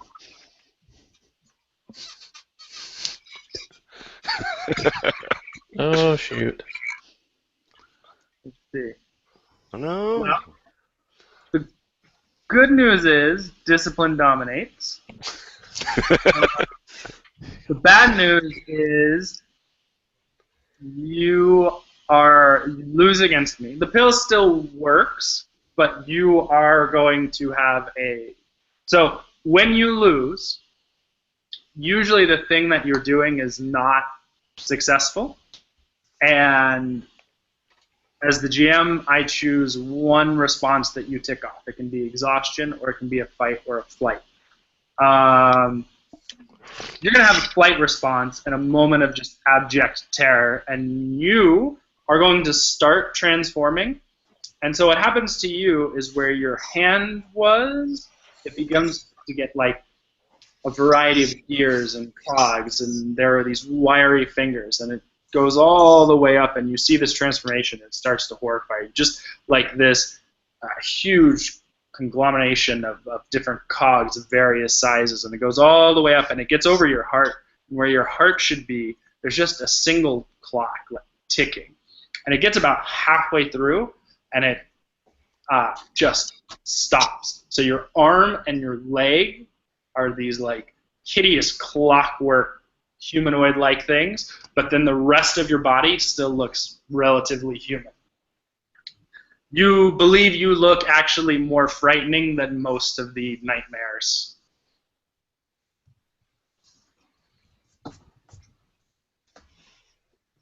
Okay, so I'll erase a flight on that.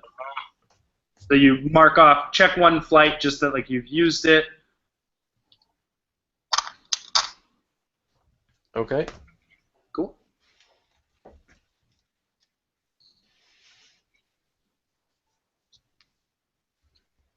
Did we lose the other two? I'm still here. Okay. Hiding, but I'm here. So now you're stuck with a giant stone-looking guy, and which is what Bron has become, and Neill is looking like this bizarre half-human, half-clockwork figure.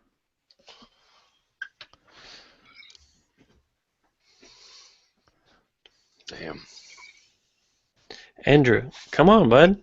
Just take your pill. It's fine.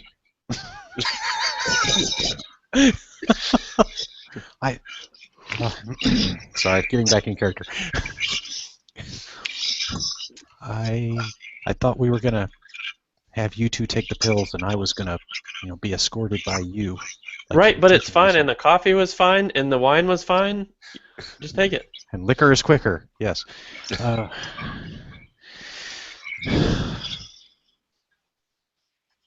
Okay. I'll take the pill. Attaboy. All right. So. Same thing. 5 pain. You have to roll at least 3 madness. You can add and you. I have 1 exhaustion already. You have 1 exhaustion, so you need to roll that. So I'm rolling my 3 discipline, my 1 exhaustion, and how many madness do I need to roll? You must roll 3. You can roll up to 6. It's up to you. Okay. Are you just rolling the 3? Let's see. So 3. I'll do 3 madness. So that'll give me 1, 2, 3, 4, a 7 dice. Yep, against my 5. Sorry, I gotta get dice stream up. Are my dice showing? I didn't see the last one. Not anymore. That it went out, I think, whenever whenever I rolled my oppose. Did it settings? Video. We trust you. Yeah. No, I'll just keep it. I was gonna say if I could show it, then you could see. But yeah. No. Okay. It is what it is. All right, rolling 7. 1, 2, 3, 4. Nice, Mark. 4 successes. I have 3. Wow. Let's see. And let's see, discipline is the high one. 6 and 3. 6, 3, 2. Well, pain dominates in this case because you have a 6, 3. I have a 6, 4 here.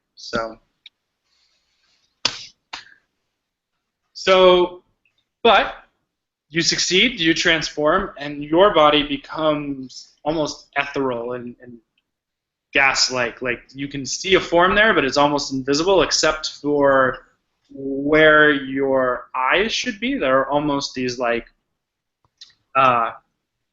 think like steampunk goggles, little like copper things with glass, and you can still see eyes behind the glass, but there doesn't seem to be anything. And there's sort of a metal, like if you think of the 2 axes of an old school globe where you could kind of like move them around to find longitude and latitude, these things seem to be spinning over your brain. Other than that, yours like a human form, but it's difficult to see. It sort of waves and mirrors in different places. Okay. Now, with you saying that pain was dominant, is that something that, as far as a mechanic, is that affecting me in some way? So it's supposed to mean that you get it at a cost. I think completely transforming your body is a cost. It's not something that's going to, like, it'll narratively affect it. What it does is it gives me a counter that I can spend later. Right. That's right. Yeah. All right, looking good, gentlemen. I think we should proceed. Yep. Let's roll. So the 3 of you, mere strangers 2 hours ago, now completely transformed, looking like hideous aberrations, get onto this bus towards the Black City.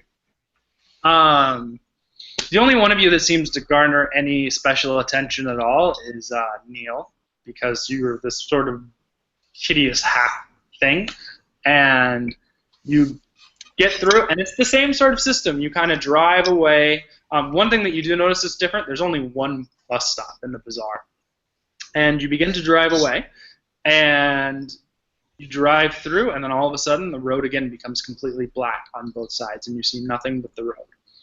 And then you drive 5-10 minutes, and this huge city opens up, and you instantly understand why it is called the Black City. Everything is made of asphalt, black iron, or obsidian.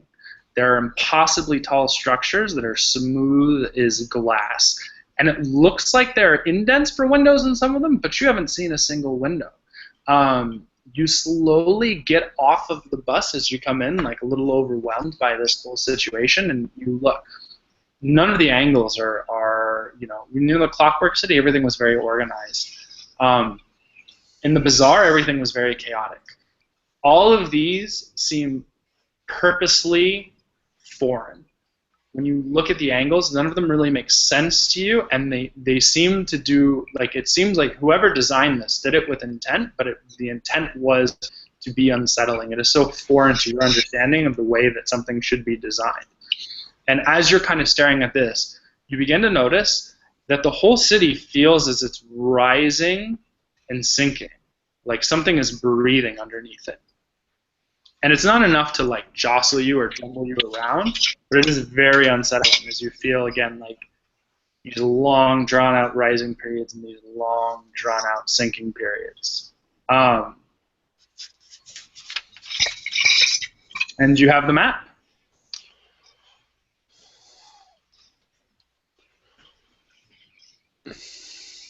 Okay. LC, lead on.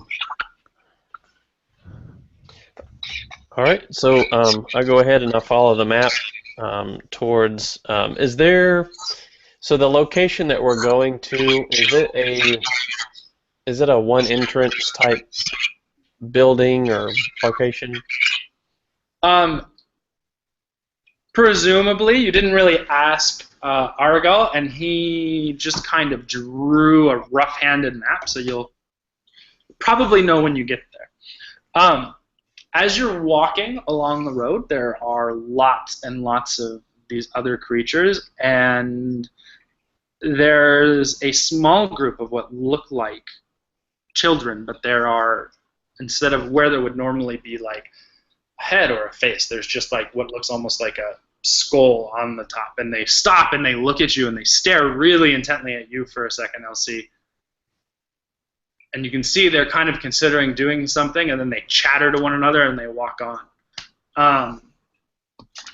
And you come up to this building, and it's one of these impossibly tall buildings, smooth obsidian. You see a door in the front, and outside of it, you see two humanoids. Not really humanoids. They look kind of human. They have these long coats, but they seem to be propped up as though they were held to a marionette string by marionette strings. They look quite familiar to you, Andrew.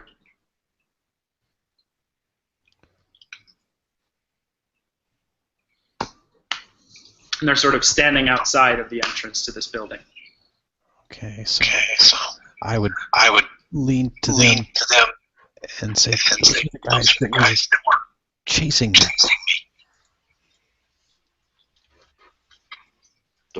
And just out of character again, I'm getting an echo. Are you getting an echo from me? I'm not sure where. I'm hearing myself echoing after the fact.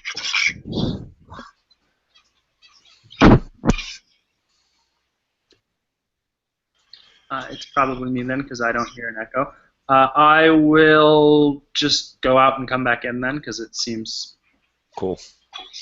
All right. Let's go. If it's just me hearing it, then I can deal with it. It stopped. It just stopped. Cool. I think.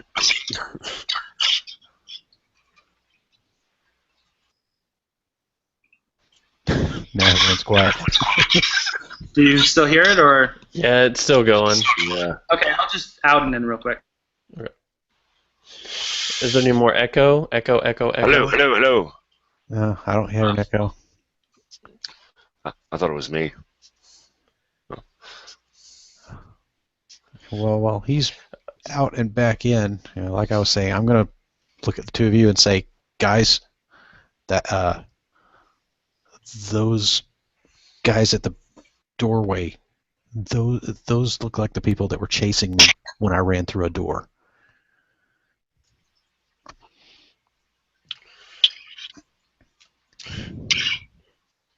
You want me to go and beat the shit out of them? Sorry.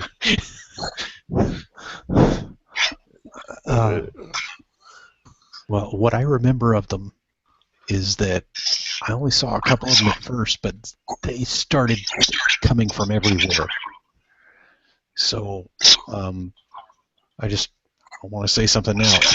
We might all of a sudden see a bunch of these guys. All right, so stay focused.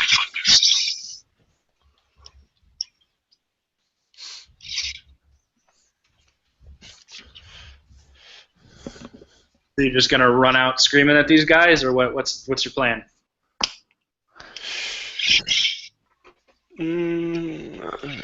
So are they guarding a doorway to the building? Yeah, they're like on either side of a door that goes into the building that you recognize as the building you need to be.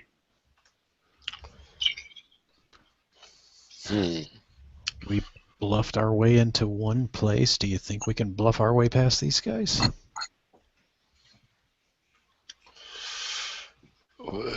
It's probably a better first choice than, cracking the heads open, sounding the alarm. Yeah, I'd much rather try to be a non-violent way past these guys than an immediate fight. Well, that makes one of us. Andrew, since you're pretty much ethereal, do you want to just try kind of walking past them real quick to see if they do anything? I guess it's worth a try. Of course, I'll need the GM to tell me. He said it was okay. Oh, I'll walk right on past. That's fine. I'm already past him. I'm in the building. Getting some headphones so I can turn off the speaker. Sorry. Yeah. See, there was a So dramatic sound as I walk past. Yeah, getting a dubstep remix over here. Right. That's all the bassist mic going on. Yeah. so they're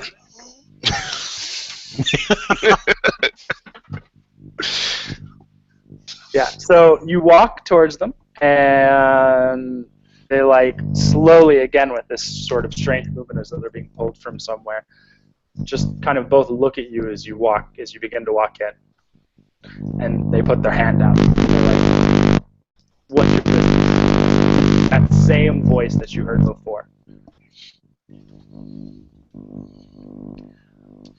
Okay, small moment of panic because I haven't really prepared anything. I was just hoping you could get me in. So I can't even say I was summoned. I've been asked to come here. They both shake their head in synchronization. No, you haven't. I wouldn't be here willingly. It's not like I want to be here. Okay. I was asked to come. All right. So you're gonna try and lie to these or this entity, whatever it may be. It'll be against a pain rating of 6. Ooh. All right. Right. Let's see. That's my 3 discipline, my 1 exhaustion. Then,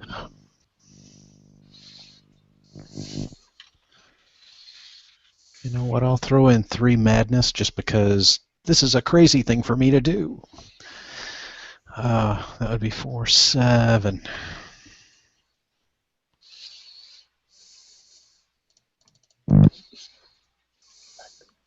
Okay, let me roll. 1, 2, 3.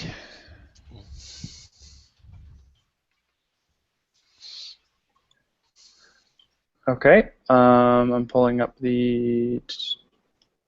Let's go 6. All right, you have 3 successes. I have 1, 2. I'm only seeing 2. Oh, sorry. Yes, 3 successes. 3 successes against my 1, 2, 3 successes.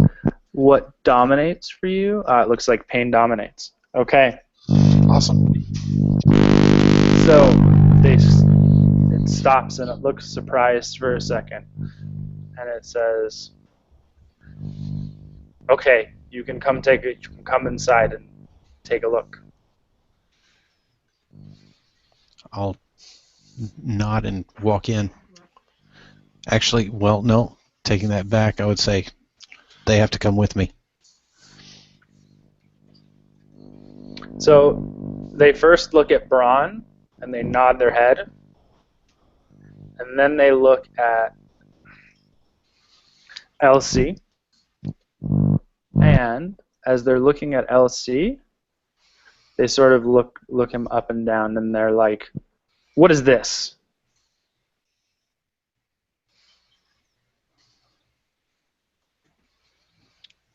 He's one of the summoned.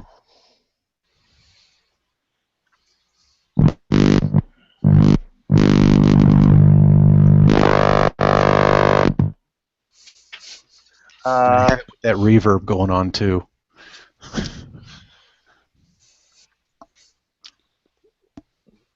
Now you're muted. Yeah.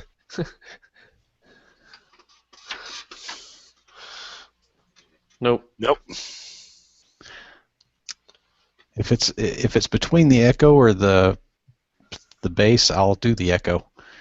Yeah. I'll always take the base. No.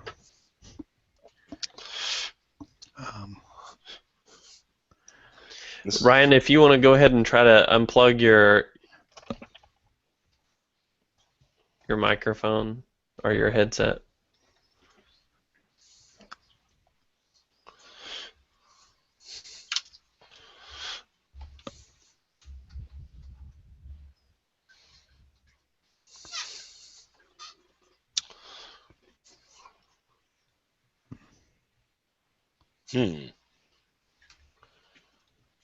Nope. Still can't hear you. Poor Ryan.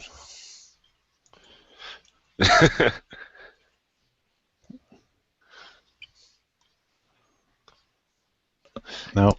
Nope. This is like that really bad commercial. Can you hear me now? Can you hear me now? I'm just thinking that the guards have been struck mute and we just walk on in. I ripped out their vocal cords. No. Hey Ryan, what happens if you unplug your headset? Can you hear me now? Yes. Yeah. Yes. Okay. Am I echoing? I don't hear one. Well, Okay. I think it's usually when we're talking. I think it's echoing off of your speakers and then in through your microphones. Turn down the volume, and then maybe that will help. Okay. Yeah, because I haven't heard it since you came back online. Yeah. You sound good. Okay. Okay, if you guys can't hear it, then maybe we'll just leave it like that. Sorry. No, it's Well, okay. It's all good. Okay, cool. All right. And then I can turn it down if need be. Okay, yeah, so you walk in, and they look, and they're like, what is that thing? What is he? Pointing at Elsie, who looks neither like a nightmare or a person at this point. Yeah, I said earlier. I'm going to say he's one of the summoned. Mm. Fine. Come on in. So the 3 of you walk in, and you see these same puppets hanging all across the walls of this place. There are dozens, hundreds of them. Oh, crap. And they don't seem to be moving at the moment. See, I told you there were a bunch of them, guys. And in the corner, in the top, like in the corner of this room, you see this hunched over green figure that sort of just like seems to be fiddling with something, and he's muttering to himself. He's like, letting them in, letting them in. I don't know if I should let them in. And you notice it's the same voice that you heard before.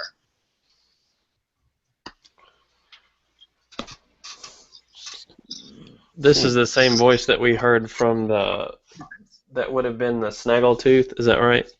No, that you heard from the puppets, which were different than the voice that you heard from. Yep, okay. So he's a lackey.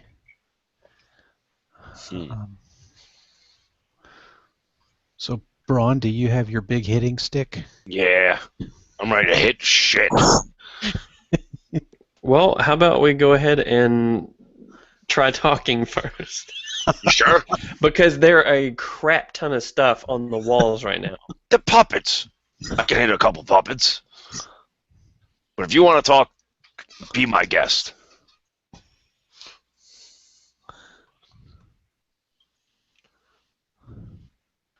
Come on, step right up. Yeah, he's just kind of sitting in the corner, hunched over. It looks like he's kind of like fiddling with, I don't know, it looks like he's pulling on something. You can't really see exactly what he's pulling on, but he's pulling up and down, and he's just kind of muttering to himself, like, Snaggletooth sees them, but doesn't see me. No. What are these things, these wretches? What do they think they are? I'm looking behind me to make sure we don't have anything coming up on us. Nope. There's still the puppets that are outside. You do notice, I'll say this, as you can kind of see outside with your pattern ability, there is a strange similarity between the way that he's kind of flaring his arms, and he has more than 2 arms. He has several arms going down the side. But the way that he's flaring his arms seems to have a relationship to the puppets outside. Great. So, all right. Maybe I shouldn't hit him. well, no. So he's controlling everything. This guy controls all of it. If we can, I'm guessing that if we take him out, if we can knock him unconscious, something, because I have a feeling that he controls all of these things with his mind, so holding him down won't do anything. If we're gonna tackle this guy, we need to do it fast and hard.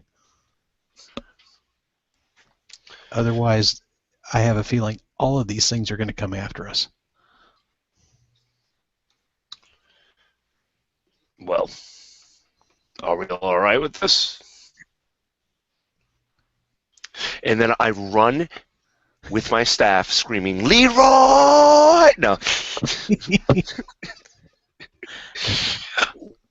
I'm gonna go and take this guy out. Okay. You're going to be rolling against a pain of 8. All right.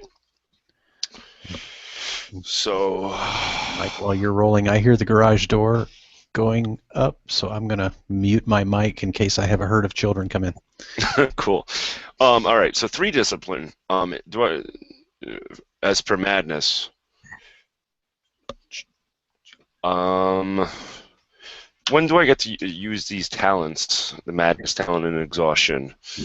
So madness talents you can use at any point. You just state that you're using it, and it will change the sort of course of like maybe how hard it will be. Like I might reduce the difficulty if the madness is clever. For the exhaustion talent, exhaustion works in one of 2 ways. You can use a minor use of the exhaustion talent, which means that however much exhaustion you have, you are guaranteed that many successes. So like if you have one exhaustion dice, then you will, no matter what you roll, you'll get at least one success. Okay.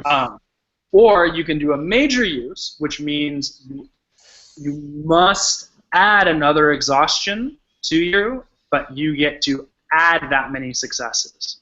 So like right now, you could make a major use of your exhaustion talent, smashing stuff, your muscles, and you'd have to add one exhaustion dice now, so you'd roll one exhaustion, but whatever you got total, you would get plus one success to that. If you had 4 exhaustion, then you could get plus 4.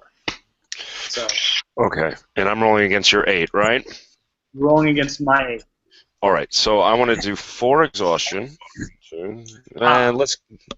Oh wait, go ahead. Exhaustion, you can only add once per turn because they're cumulative. Oh, okay, so let's do 1 at least, and then I'm gonna have to do. Damn. So there's really no way I can get 8 die in this, is there, against this dude? Because if I did. You can do 6 madness. Oh, can I? Oh. Madness, you can use 0 or 6 at any point, any time. Okay. It's just how willing you are to risk your sanity in order to accomplish this. Let's do 5 madness. Okay. 3 discipline. So we'll do 8 and 8, and I'll pray as always. Are you using your exhaustion talent as well? Because then you roll a total of 9, and you'd be guaranteed a single success. Yeah, why don't we do that? Okay. You know, nothing could go wrong. Never. All right. Okay. Ooh.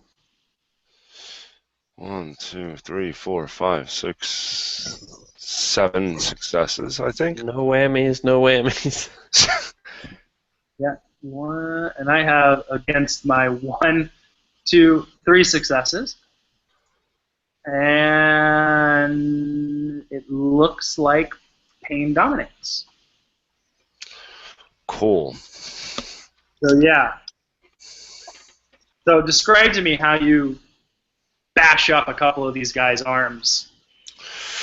Well, the first one I just rip off and beat him down with his own arm. I'm just going to rip it off and slam his head over and over. The other one, I'm just going to punch as hard as I can straight into his heart.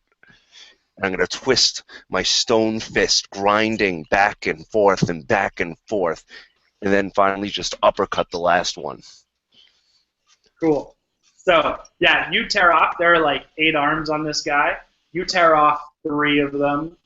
And there's a 4th one that's kind of, it didn't quite fall up, but through all of the trauma, it seems to be twitching and useless. And he's like squealing in pain, like, ah, it's hitting me, it's hitting me. And it takes the 2 still good arms, like seem to be reaching at something, and 2 of these marionettes come flying at you. So each of those are a pain of 2. So you're going to roll against a pain of 4 to like avoid getting smashed by these. And now you still have the 1 exhaustion that you must use.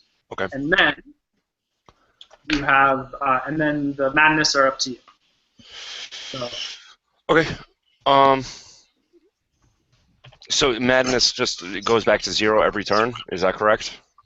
Until you get a permanent. So if you break, which means if all of your fight and flight responses are full, and then madness dominates, then you break. Then from then on, one of your discipline dice are madness. All right, I'm just going to roll the 4, then the 3 discipline plus 1, and pray as always.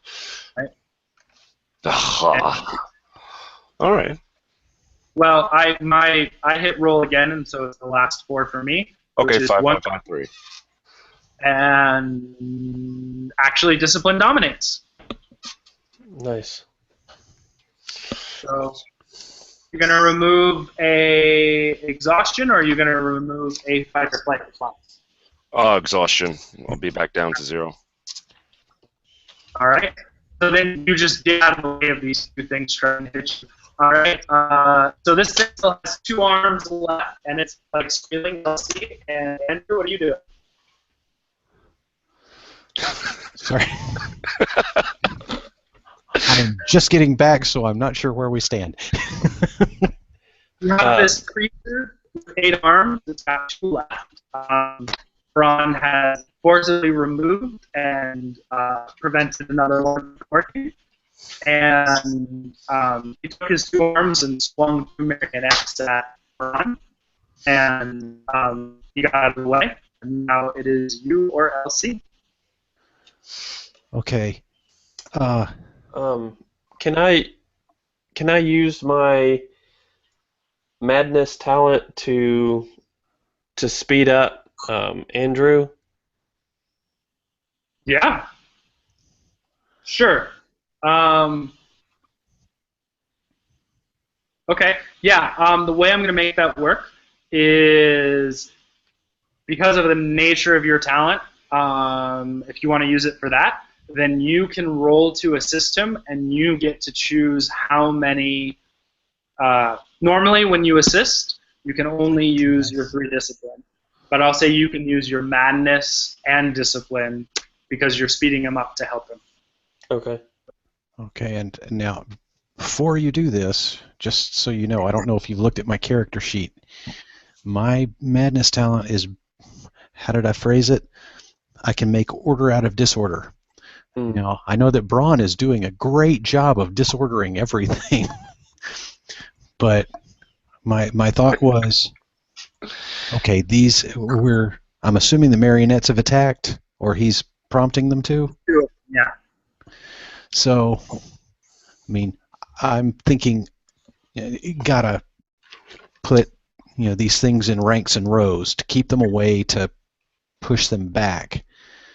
And I mean, I don't know if it'll happen faster because of LC's assist, or okay, I just didn't know if it was going to be something that narratively would work. So he's going to get to assist you, is what he's going to get to do with that. Okay. So you want to make all of the marionettes in, like, you want to rank and file all of them so that the ones that are attacking him are sort of at the back of other marionettes, is what I'm getting? Basically, it's just kind of like, because I see this dogpile effect trying to happen, if I'm understanding it correctly. Yeah. Okay. And so I'm wanting to, as you said, kind of like a rank and file, and they have to stay in these rigid rows. They cannot break ranks. They can't. Okay. We're going to call that a medium use of your madness talent, so you have to roll at least 3 because you're trying to reorder an entire room. Mm-hmm.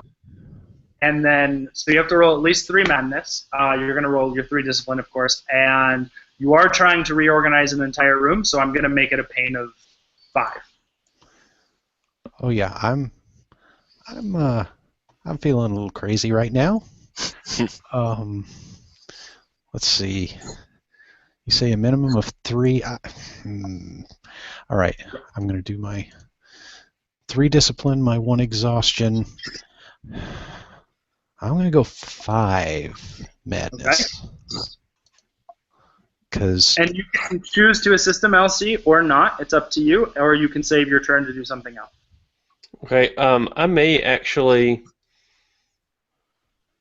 assist Bron instead on my next turn if that Yeah, that's totally fine. I really think that would be a better use of your talent.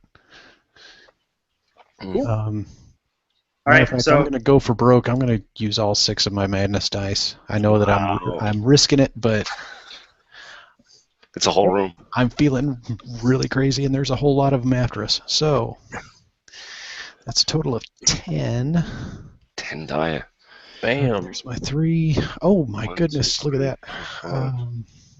3, That's my 1 exhaustion. You get 5. And then,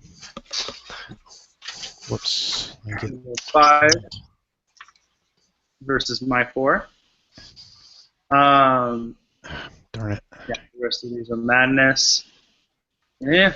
So you succeed, and you succeed so well that not only are they rank or file, but you notice all of the marionettes are kind of disfigured and clumped over, like in the shape of their creator. And you actually straighten their entire posture as they do it, and you find that a good, there are probably 100 of these marionettes in the room. You hear splintering and cracking of wood. They actually begin to fall apart, the marionettes, because you're trying to straighten them out, and they can't be. They crack into pieces. Yeah. 10 of these marionettes left. and they're all disfigured. They're all like cracked and crumbled. The rest of them splintered in pieces. However, Yeah. madness dominates. Yep, So I saw that.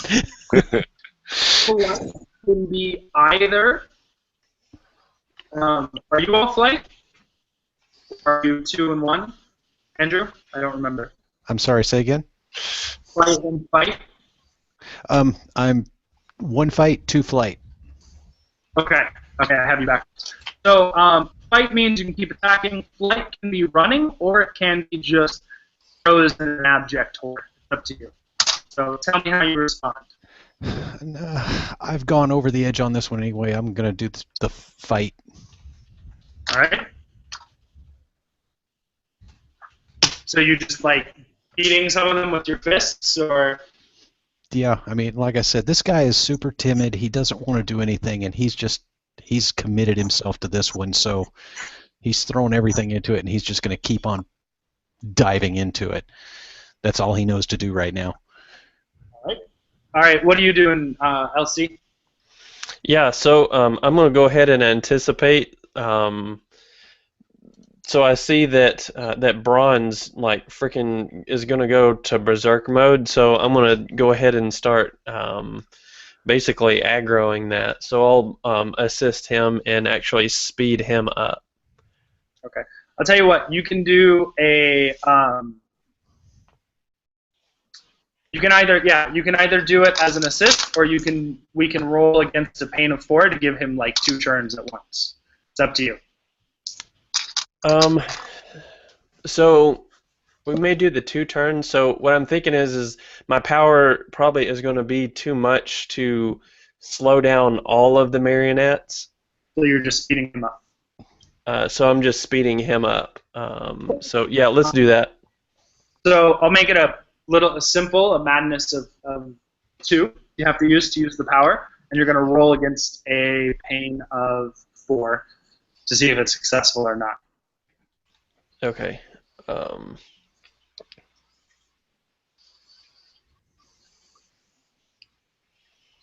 So you have to roll at least 3 discipline and 2 madness. You can roll more if you want to see if you're going to get it.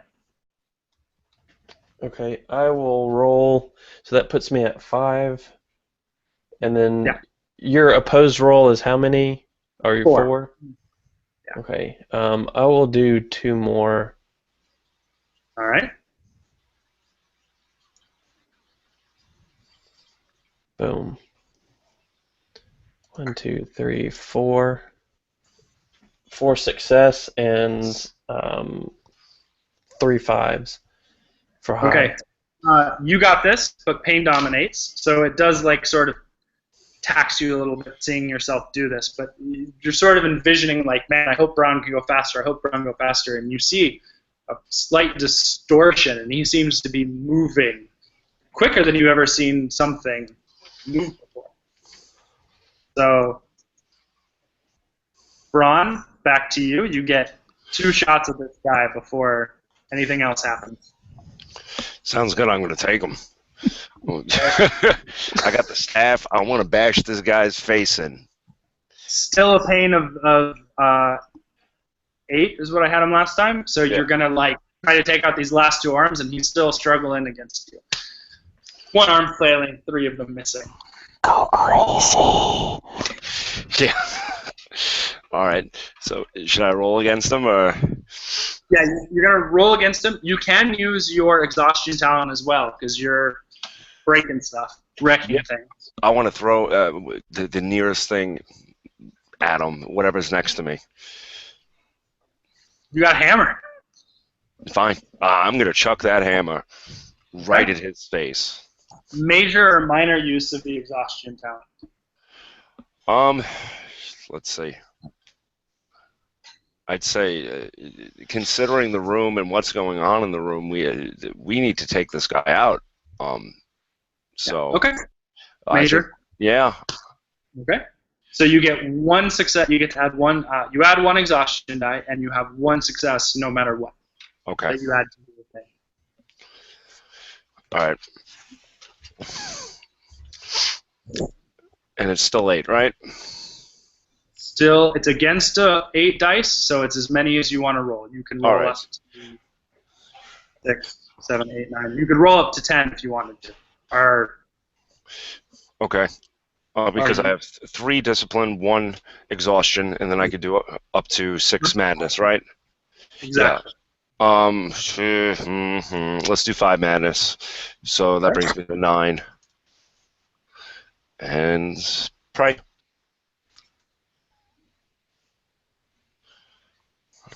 I have 1, 2 successes. 1, 2, 3, 4. Yeah. So you definitely win. What dominates for you? I see a 6 for exhaustion. Yeah. 6 for and a 6 for madness. Yeah. And madness is 6, 3.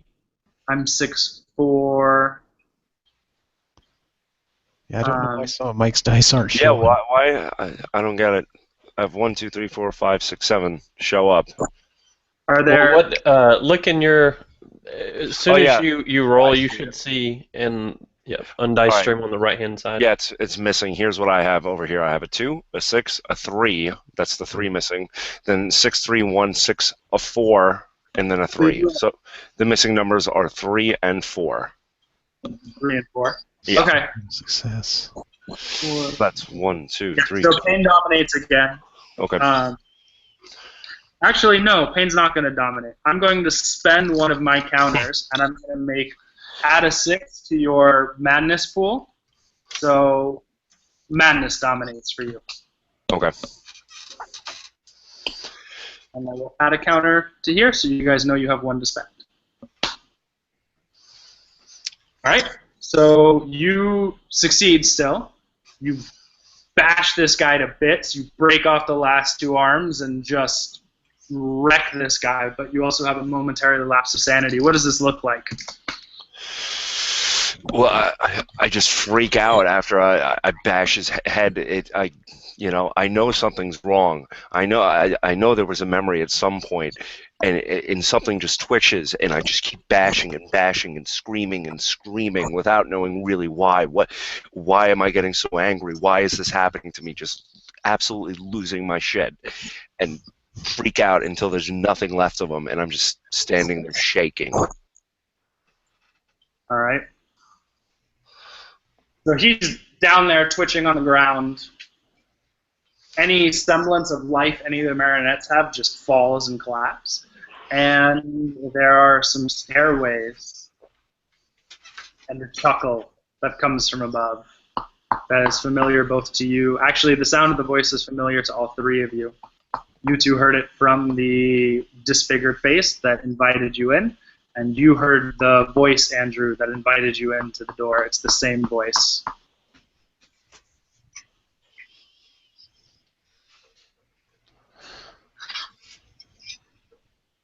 So I guess we go up. I'd talk to him and I ask him, "Why did you bring us here? You said that you were trying to save us. Tell us why you brought us here right now, because it doesn't seem like you're saving us. We're running. I need to know." So you hear the voice again, just kind of laugh. He goes, "Memories don't come cheap."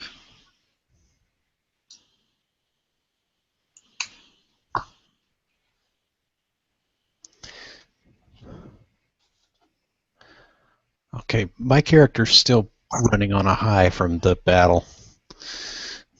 Mr. Timidity, but he's still on that adrenaline rush, and this mocking is not doing me any kind of good. I'm going to start heading to the stairs. I don't care right now. Elsie might be still talking. I'm heading to the stairs. I'm backing him up. Yeah. So you guys start running up the stairs. Bron, you're covered in this like green goo that's oozed from this thing that you killed. I'll hold my handkerchief as I'm going. And are you following them, LC, or are you just... So there's a stair. So tell me again. There's stairs to like a platform, and then he's above. Yeah, you don't see him yet. You heard his voice. There are dark stairs that lead upwards. As you guys run up, yeah, you see there's a platform, and there's the face in the very back of this room, and it's pretty dark in the room. Okay, yeah, I'll follow. But I'll be in the back. Okay? So he looks at you and says, he's just smiling and laughing, and he goes, "Come to get your memories, I see." And he reaches out and he swats at you, Bron, like a hand, formless, that comes out of the shadow, but it's this giant clawed hand, comes and swings right at you. It's going to be a pain of 8 to jump out of the way of this thing. So choose what you're going to roll.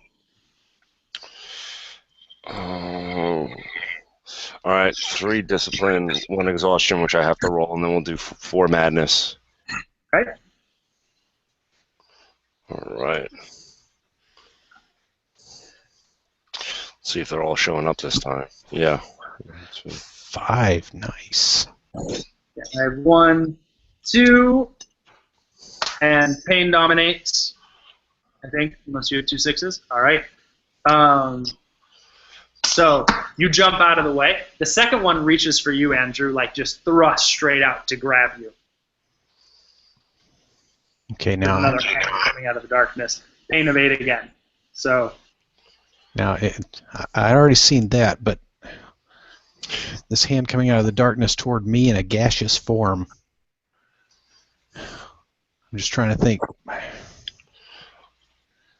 Of course, is it like a shadow type hand, or is this a physical? it looks like a shadow to you. You don't really know. Yeah, I know it's kind of a split-second thing. I'm just, Mr. Analysis.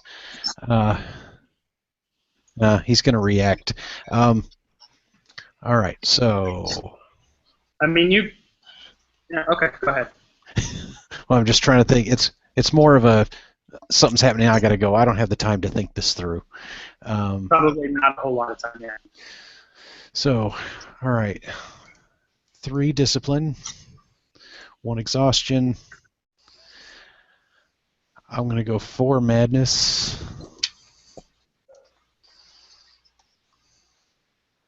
All right. Ah, crud. Well, This sucks. oh, damn. I'm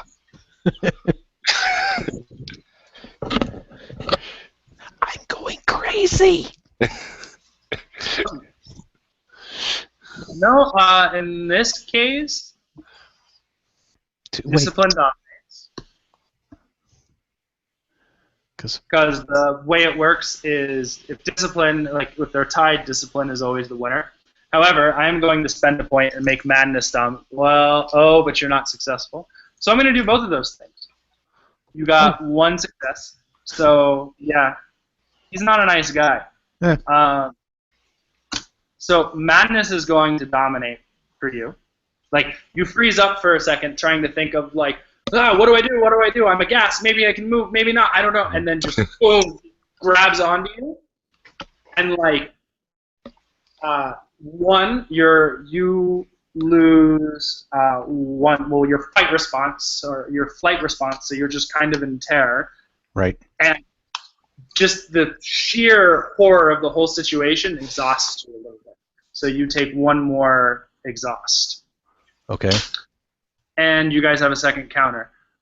Know that at any time you can spend these counters to add success. You just have to tell me that that's what you want to do. And can they also remove exhaustion or madness? Yes, when you're not in the middle of fighting something. And if I understand this right now, I've used 1 of my fight, and you're saying that I've used 1 of my flight in this encounter as well? Because of the... Okay. Because of your failure. I spent 1 to make madness dominate, and then you also lost, so I get to spend another 1 of your reactions. Yeah, makes total sense. I just wanted to make sure I had it right. Cool. All right, so you're up to 2 exhaustion, 1 fight, 1 flight. So yeah, and you're like writhing, and he's got his hand around you. So Ron and LC, you're up. Elsie, go for it. You're gonna just swing at him. Well, unless Elsie, do you want to go first? Because I know exactly what I'm going to do. Yeah, I'd like to do the same thing. I'm gonna, Okay. let's see, what do I do? So it'll be the same exact, just so that there's a chance of it misfiring on you. Okay. You're gonna roll against 4 to speed him up, and you're gonna have to use at least, I think I said 2 madness. Yeah. Or 4, I don't remember. I think it was like 3 and 2. Okay, yeah. So we'll say 3 and 2. All right. And you just need at least 1 success, or 2 successes. Well, I could just use the 2 right now, right? You still have to roll. All right. I'll use 5. 5 dice. There we go. Yeah. Nice. So you succeeded anyways. And discipline dominates. Good. So you can remove a fight or flight response from yourself, or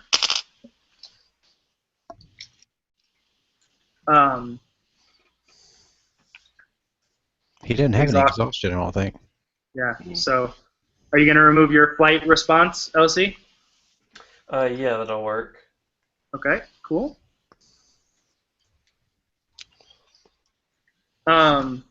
Yeah, okay. So you're feeling super juiced there, Bron. Nice. So I got to get this hand off of Mr. James, correct? Yeah. Yeah. All right, let's do it. So 8 on 8. 8 on 8. Okay. Oh, come on. It's been So good. you're rolling 1 exhaustion for sure. Yep, and a then- 3 discipline, and then 4 madness. Is that all right? Yeah. Yeah. Cool. Ooh. Oh, here we go. Give me something good.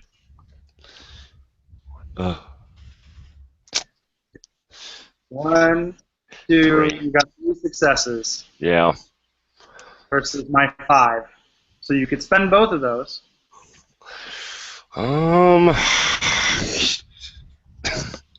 I want to. I think in order to save James, I think I'm gonna have to. Okay. You spend both of them, and however, madness still dominates. Great. So, yeah, you bust up the dude's arm. Tell me what that looks like. I'm taking my staff. I'm just gonna try and jab it off of Andrew as much as I can. Just hit it on the floor, and it's madness. So I'm just screaming and losing my mind again, going, "Why the fuck are we here?" And then you get another shot, Bron. All right, now can I hit him? Can I get to him? You can definitely try and hit him. And you I think want to you hit him. I want to hit him right in the face. can. Okay. All right, so what's this roll? And it's still against me. All right, this one I'm gonna go nuts on. We're Right gonna on do, the top of your people I want to punch in the face list. yeah, you are on top. We're doing 3 discipline. Can I add another exhaustion? Yeah, and you can make a major use of your exhaustion too, so that you're guaranteed 2 successes. Yes, we're going to do that, and then we're gonna do 5 madness on this one. So 5, 6, 7, 10 dice. Go for it.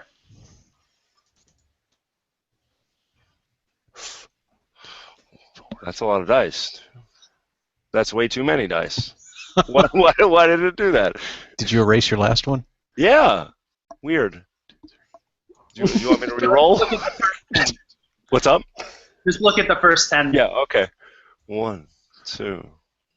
Can we look at the last 10? Hey, yeah. So 1, 2, 3, 4.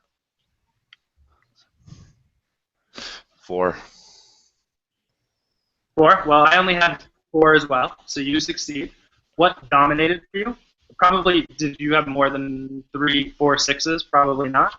No. Okay, so then pain dominated again.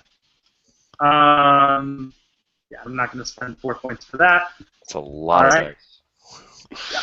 You smack this guy in the side of the head. I'm assuming you're just like full force hitting as hard as you can, yeah? Yep. So you take one big heat and you hear like a hit and then like a crunch sound. Sounds almost like you smashed an insect or something. And you see his eye start to wiggle and loosen, and it falls out into a long snake-like appendage. And you see all sorts of like roaches and other skittering bugs start coming out of its eye socket, like around its face. And it starts moving around wildly, looking very, very angry. Good. All right. I guess. Oh, Andrew, it's your turn. All right. Sorry, I'm in D&D mode. Whereas how do I break this grapple? All right. So I'm in the grip. No, he let you free. No. Oh, did he? He busted the arm off. So. Okay, Yeah. I didn't catch that because I was thinking I was still grasped, even though he had attacked. No, that was the first roll. The first roll, I got the arm. Got it. Thank you. Yeah, man. Anytime. All right. So and we're basically in a dark room. He's in the shadows. Yep. So to bring order to this madness, I need light. I want to cast light on this room somehow through my madness. Absolutely. This is going to be a extreme use of your talent because basically you are creating order. There's like no light source, so you're not making it more bright. You are just changing reality in order to fit your version of order. So you're going to have to roll 6 madness dice to make this happen. Oof. I'm all for that. All right. And it'll be against a pain of 6 because you're not hitting him. You're hitting. Oh no, you know what? It is against him because he's creating the darkness. So you're looking at against a pain of 10. Whew. All right. Well, 10 to 10. You can do it. Or you could change your route. How do you mean? Is there any way that I could yell across the room, see if you can find a chink in his armor? Yeah, totally. So, I don't know. That may be a little bit easier for you to do, other than. All right. Yeah, I'm following it, and yeah, I saw the suggestion. I wasn't seeing how to use it, but yes, that does make sense. So, would I? We'll make it a pain of 4 because you're just looking at him. You're not trying to do anything. You're trying to find a thing for him to be easier. I would say it's your exhaustion talent to find patterns. So you could use either a minor or a major use of it. A minor use, which you would definitely want to use no matter what, means you're guaranteed at least 2 successes. A major use, you add 1 more Right. total, but then you get to add that many successes to your total. So. Let's see. So, and on my last encounter, I already had 1 exhaustion added, so I'm up to 2. You added 1 when you got clamped by the hand, so you're at 2 exhaustion right now. All right. And I've got a max of 3, correct? 6. Oh, okay. Oh. You can roll a maximum of 3. At 6 is your maximum. If you go over 6, Right. then you are dead. So.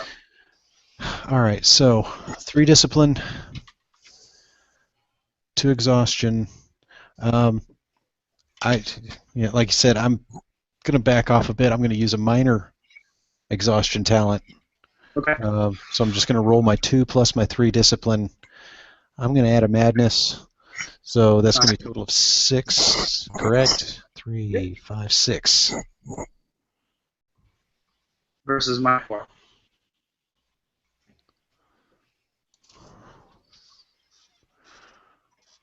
Okay. Does it get a tie? Yeah, we get a tie, but exhaustion dominates. So you do find it, but it exhausts you to look for it. So you add one more exhaustion to your check mark. Okay, so I'm up to 3. So you're up to 3. But you do find it, and as you're like scanning the armor, you see that his eyes seem pretty soft and fleshy, and so do the arms. The teeth you think you might want to avoid. So I'll yell out to go for the eyes. So then, at about this time, one arm comes for you, LC. That's a 8 to get out of the way. Okay. Now, did I get credit for my 1 automatic success on that last roll? No, you wouldn't get automatic success with a minor use. With a minor use, you That's right. minimum Okay. success.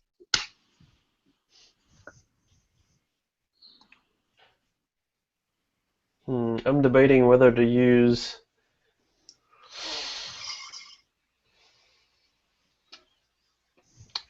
my exhaustion talent. I really can't use that. Okay. I'll just go ahead and. You said that's an 8. Yeah. You can totally use your madness talent, though. Okay. I will slow down time to basically, or me speed up to dodge. So. So being as that it's a good use of your madness talent, I'll reduce the pain by 2 because you're trying to Sweet. jump out of the way using your.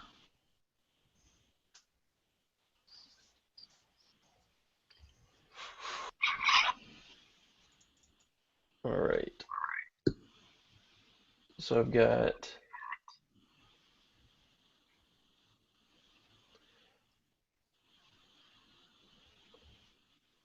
I'll roll discipline and then exhaustion. All right. And then you have to roll some madness at least. Oh, okay. Sorry, not the exhaustion. I'll do.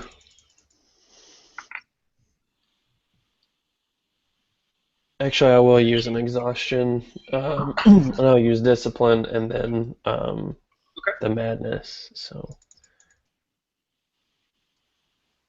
got 8. Okay. Nice. So you're using an exhaustion, and then okay. Cool. So Dang. I have 1, 2, 3, 4 successes.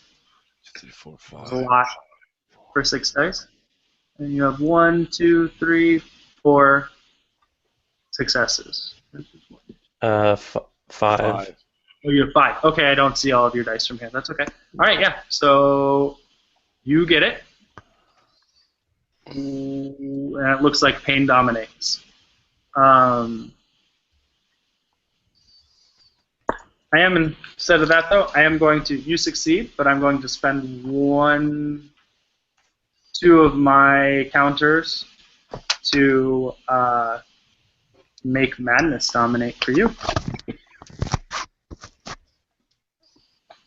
So you slow it down, you get out of the way, but you lose your mind for a second. Is it fight or flight? I will use a fight. Sorry. Fight. Okay. Cool. So tell me what that looks like. So he's taken a swipe, and I'll actually move towards him to get closer. When otherwise I'd probably be staying back at a further distance. So I'll go ahead and actually start to charge. Cool. And then the eye socket comes around at you, Bron, and tries to whip you. That'll be a pain of 8 to get out of the way as well. Okay. And then it'll be your guys' turn again. All right. I'm at 5 automatically with discipline and exhaustion. And we'll go for madness. 9. Go for it. 1, 2, 3, 4, 5. I have 6 successes. Holy crap. All right, 1, 2, 3, 4, 5, 6. Yeah. So you can spend a counter, or Do we have any counters? We still do? He's spent 2. Yeah, I thought I spent them all. but I We just did. gave you. Oh, if that's cool with everyone. Yeah, I would do that. All right, let's do that. I'll spend the counter. All right. It's your guys' turn again. Okay. All right. So we've seen his eyes or weakness. I'm gonna have to charge in. I don't have a weapon or anything. I'm just gonna have to move in and. I mean, is there anything? Do I see where boards, any kind of weapons or anything, or is it just Pretty empty, but I mean, you could shove your arm in there and see what happens. That's what she said. Of course, we got the dangling eye. I would go after that. Try and yank that thing out. You gotta. Yeah, it seems like a weakness. May as well go ahead and go after it. I don't have any weapon to speak of. I've got to do something. So, let's see. 3 discipline, 3 exhaustion. It'll be a pain of 8 as opposed to the 10, which is normally taking you to attack him at the moment, since you're going through a weakness. I'm going to add 2 madness. Hope for the best. All right. Oh. Nice. Good. All right, so that's the 3 exhaustion. And that's the 2 madness. What? Yeah. So it looks like this one dominates. So you can either remove an exhaustion or a fight or flight response, and you're successful. So I grab the eye and pull as hard as I can. You pull on this like stringy snake-like thing. You yank. You like even get a foot against its face and just pull, and the whole thing comes out. And there's this like spongy mass attached to the end of the eye. You see is like him roar in pain, and like these insects are just pouring out of his eye socket, pouring out of his mouth. One more good hit, and he looks like he's gonna go down.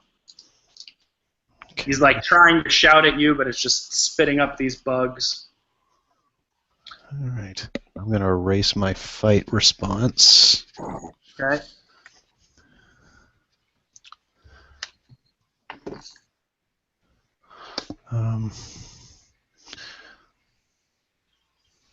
Now, point to Bron. All right. Yeah. All right, I'm going to try and hit this final blow. Let's do the shit. All right. 3 discipline, 2 exhaustion. Are you going for I'm going for him. just like his whole self? No, his head. His head? Yeah, the head? Okay. Yeah. If you're going for his head, it's going to be a madness of 12. Holy crap. Go for the eye. Go for the eye. Yeah, I like my plan is to take the staff and just jam it through his eye. But that's like. Okay. So it'll be 10. Are you going to go into the already empty socket, or are you going into the one that still has an eye? That's a good question. I want to go into the one with the eye, I think. Okay. Yeah, Okay. All right. So 10, right? Yeah, he's flailing his arm that's left. He's trying to, like, snap out at you guys. All right. Here goes nothing. All right. 1, 2, 3, 4, 5. 1, 2, 3, 4, 5, 6, 7. Oh my gosh. Gosh. Well, my luck had to end somewhere. Jeez. You know, I've been rolling like crazy. All right. Nothing I can do. All right. Okay. What dominates for you? Oh, 1, 2, 3, 1, 2, 3. Not much. Okay. Discipline is your highest roll, I think, out of 5. Yeah. It's 2 5, so that means pain dominates as well. Great. So you go to shove it in the eye, and he moves right at the last second, and you like go past him, and you actually get as he moves out of the way, you get a peek inside of whatever is in that empty eyeball, and you snap. So, because your fight responses are full, Yeah. that's what I'm going to check off. So you right. have a moment. This is basically like your stunned would be the D&D equivalent, but you're taking like a round of just like you're dealing with the horror of whatever you just saw. And now when you roll discipline, one of those is a permanent madness. So you get 2 discipline and 1 madness each time. Okay. Until you get that fixed up, but erase all of the checks from your fight box. All right. It was going to happen sooner or later. It happened to somebody. Yeah. But yeah. So LC, you've seen Andrew pull this eye out of the socket, and you saw Bron go to swing at the other eye, and then just stop and freeze up. What are you doing? So with my time madness talent, is there any way that I could actually reverse to where move Bron back to where he was about to whiff? Okay.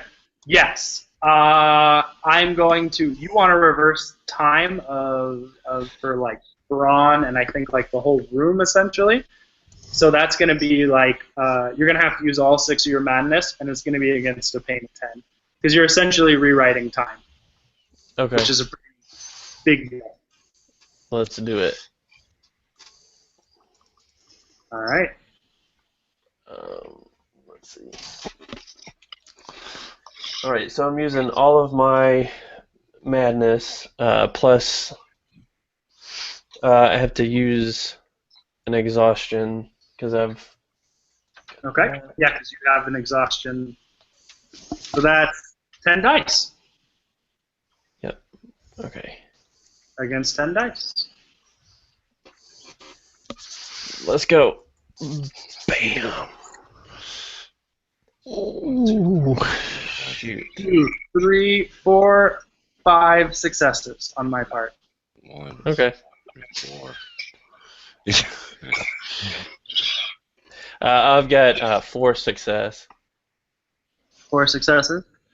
There's 1 counter, so you can spend that if you like. And you said you're at 5? I'm at 5. And if we tie, Okay. you win. Okay, then I love to tie. I love to kiss my sister.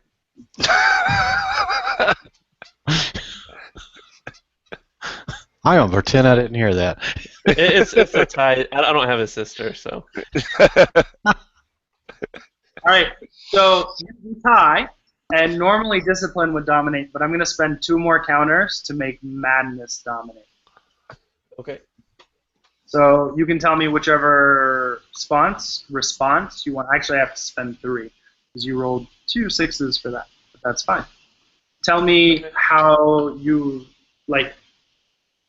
Well, and then for me, that means you like actually rewind time. You cause Bron to undo his set of madness, so you're back to just 3 checked boxes there, Bron. Okay. Since he rewound time for you. You see the whole event unfold, and then you have a flight response where you just freeze in terror, realizing that you just reversed reality. You just watched everything play backwards the way you wanted it. Including Andrew. You're the only one, so LC, you're the only one who's aware that this has even transpired. I was about to ask. Okay, so basically, I just start screaming and I'd start to kind of turtle up or whatever, just because it almost made me go crazy. But I mean, Bron, you get to swing again if you like. Yeah. Pretend that never happened. You're rolling against 10 again. Yep. You can also make a major use of your exhaustion talent if you like. Yeah, let's do that. Let's Okay. let's do as much as possible.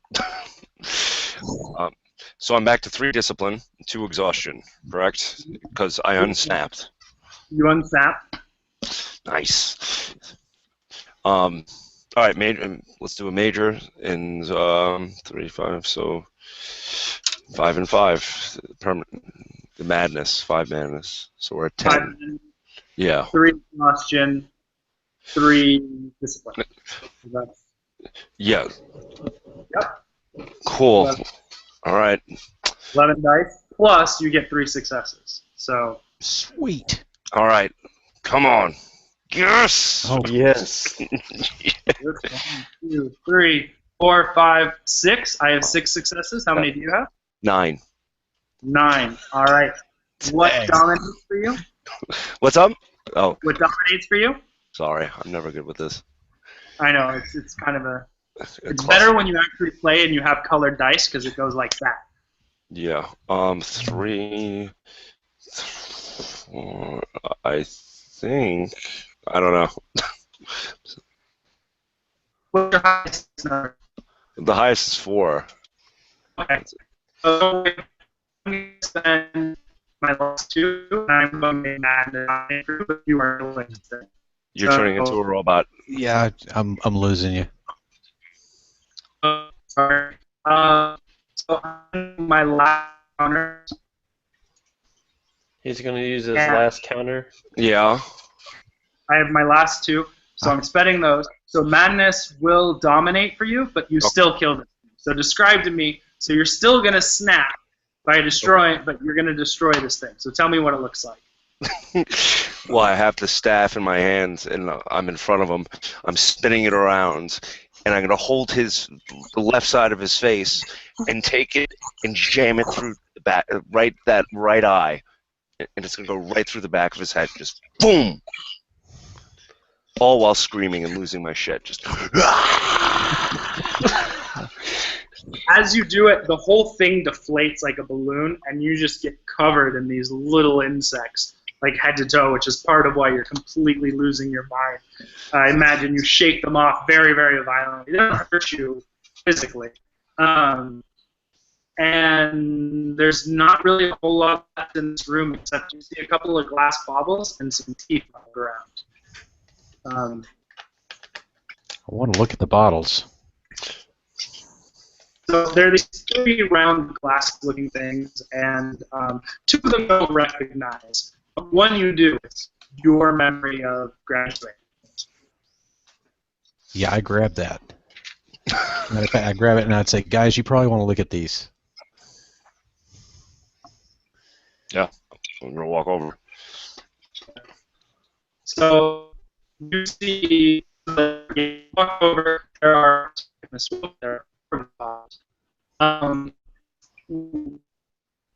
if you recognize one as your one recognizes your own. The other one, because there's something really, really clear about it, and you. Yeah, part of what sucks about living in China is I have to run everything on a VPN, so sometimes my audio will do that. I'm going to go video off, and hopefully it will help. So one of the things that, the first one you notice is your own memory, and you snatch it up right away. But you start staring at the second memory, and you look closer, and it's weird. You can see somebody remembering you, like you see your face. And it dawns on you, this must be a memory of your wife. like one of your wife's memories.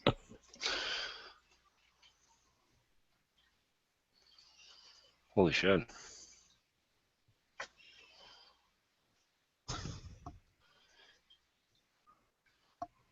And is this Bron or is this LC? Bron. All right, I'm gonna grab it. I'm gonna take it. Yeah. Yeah. I presume you guys go back to Argyle. Yeah. Dragging the eye behind us.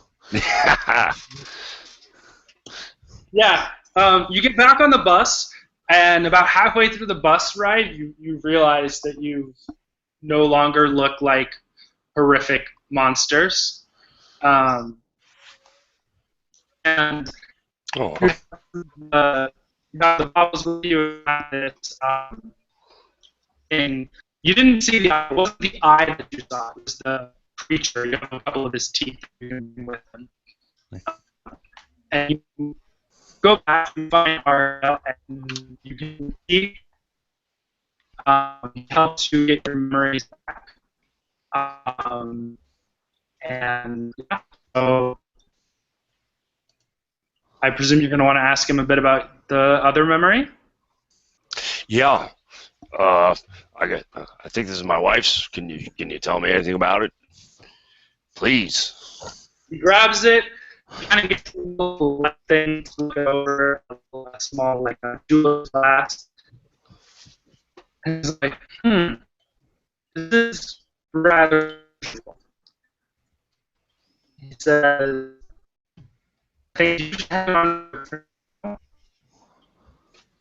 but I have to look into it and be able to answer. Can't. Hold on. I need that last part again. You broke up. I'm sorry. He says you can hang on to this for now, but he took some notes of it and he says, I need to do some looking into some things and maybe I can get you some answers. All right, brother. Thank you. Please.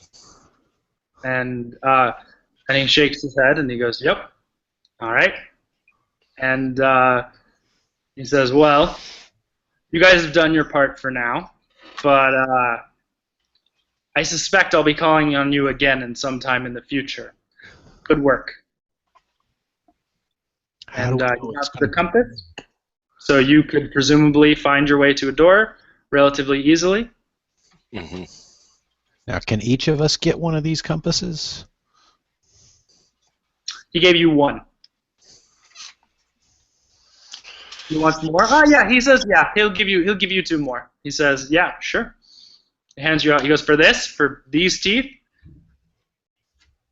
He gives you two more compasses. Now, how do we know it's you calling us and not some other character like this guy that we dealt with? Oh, I'll send one of these dweebs. And he points to the guys outside.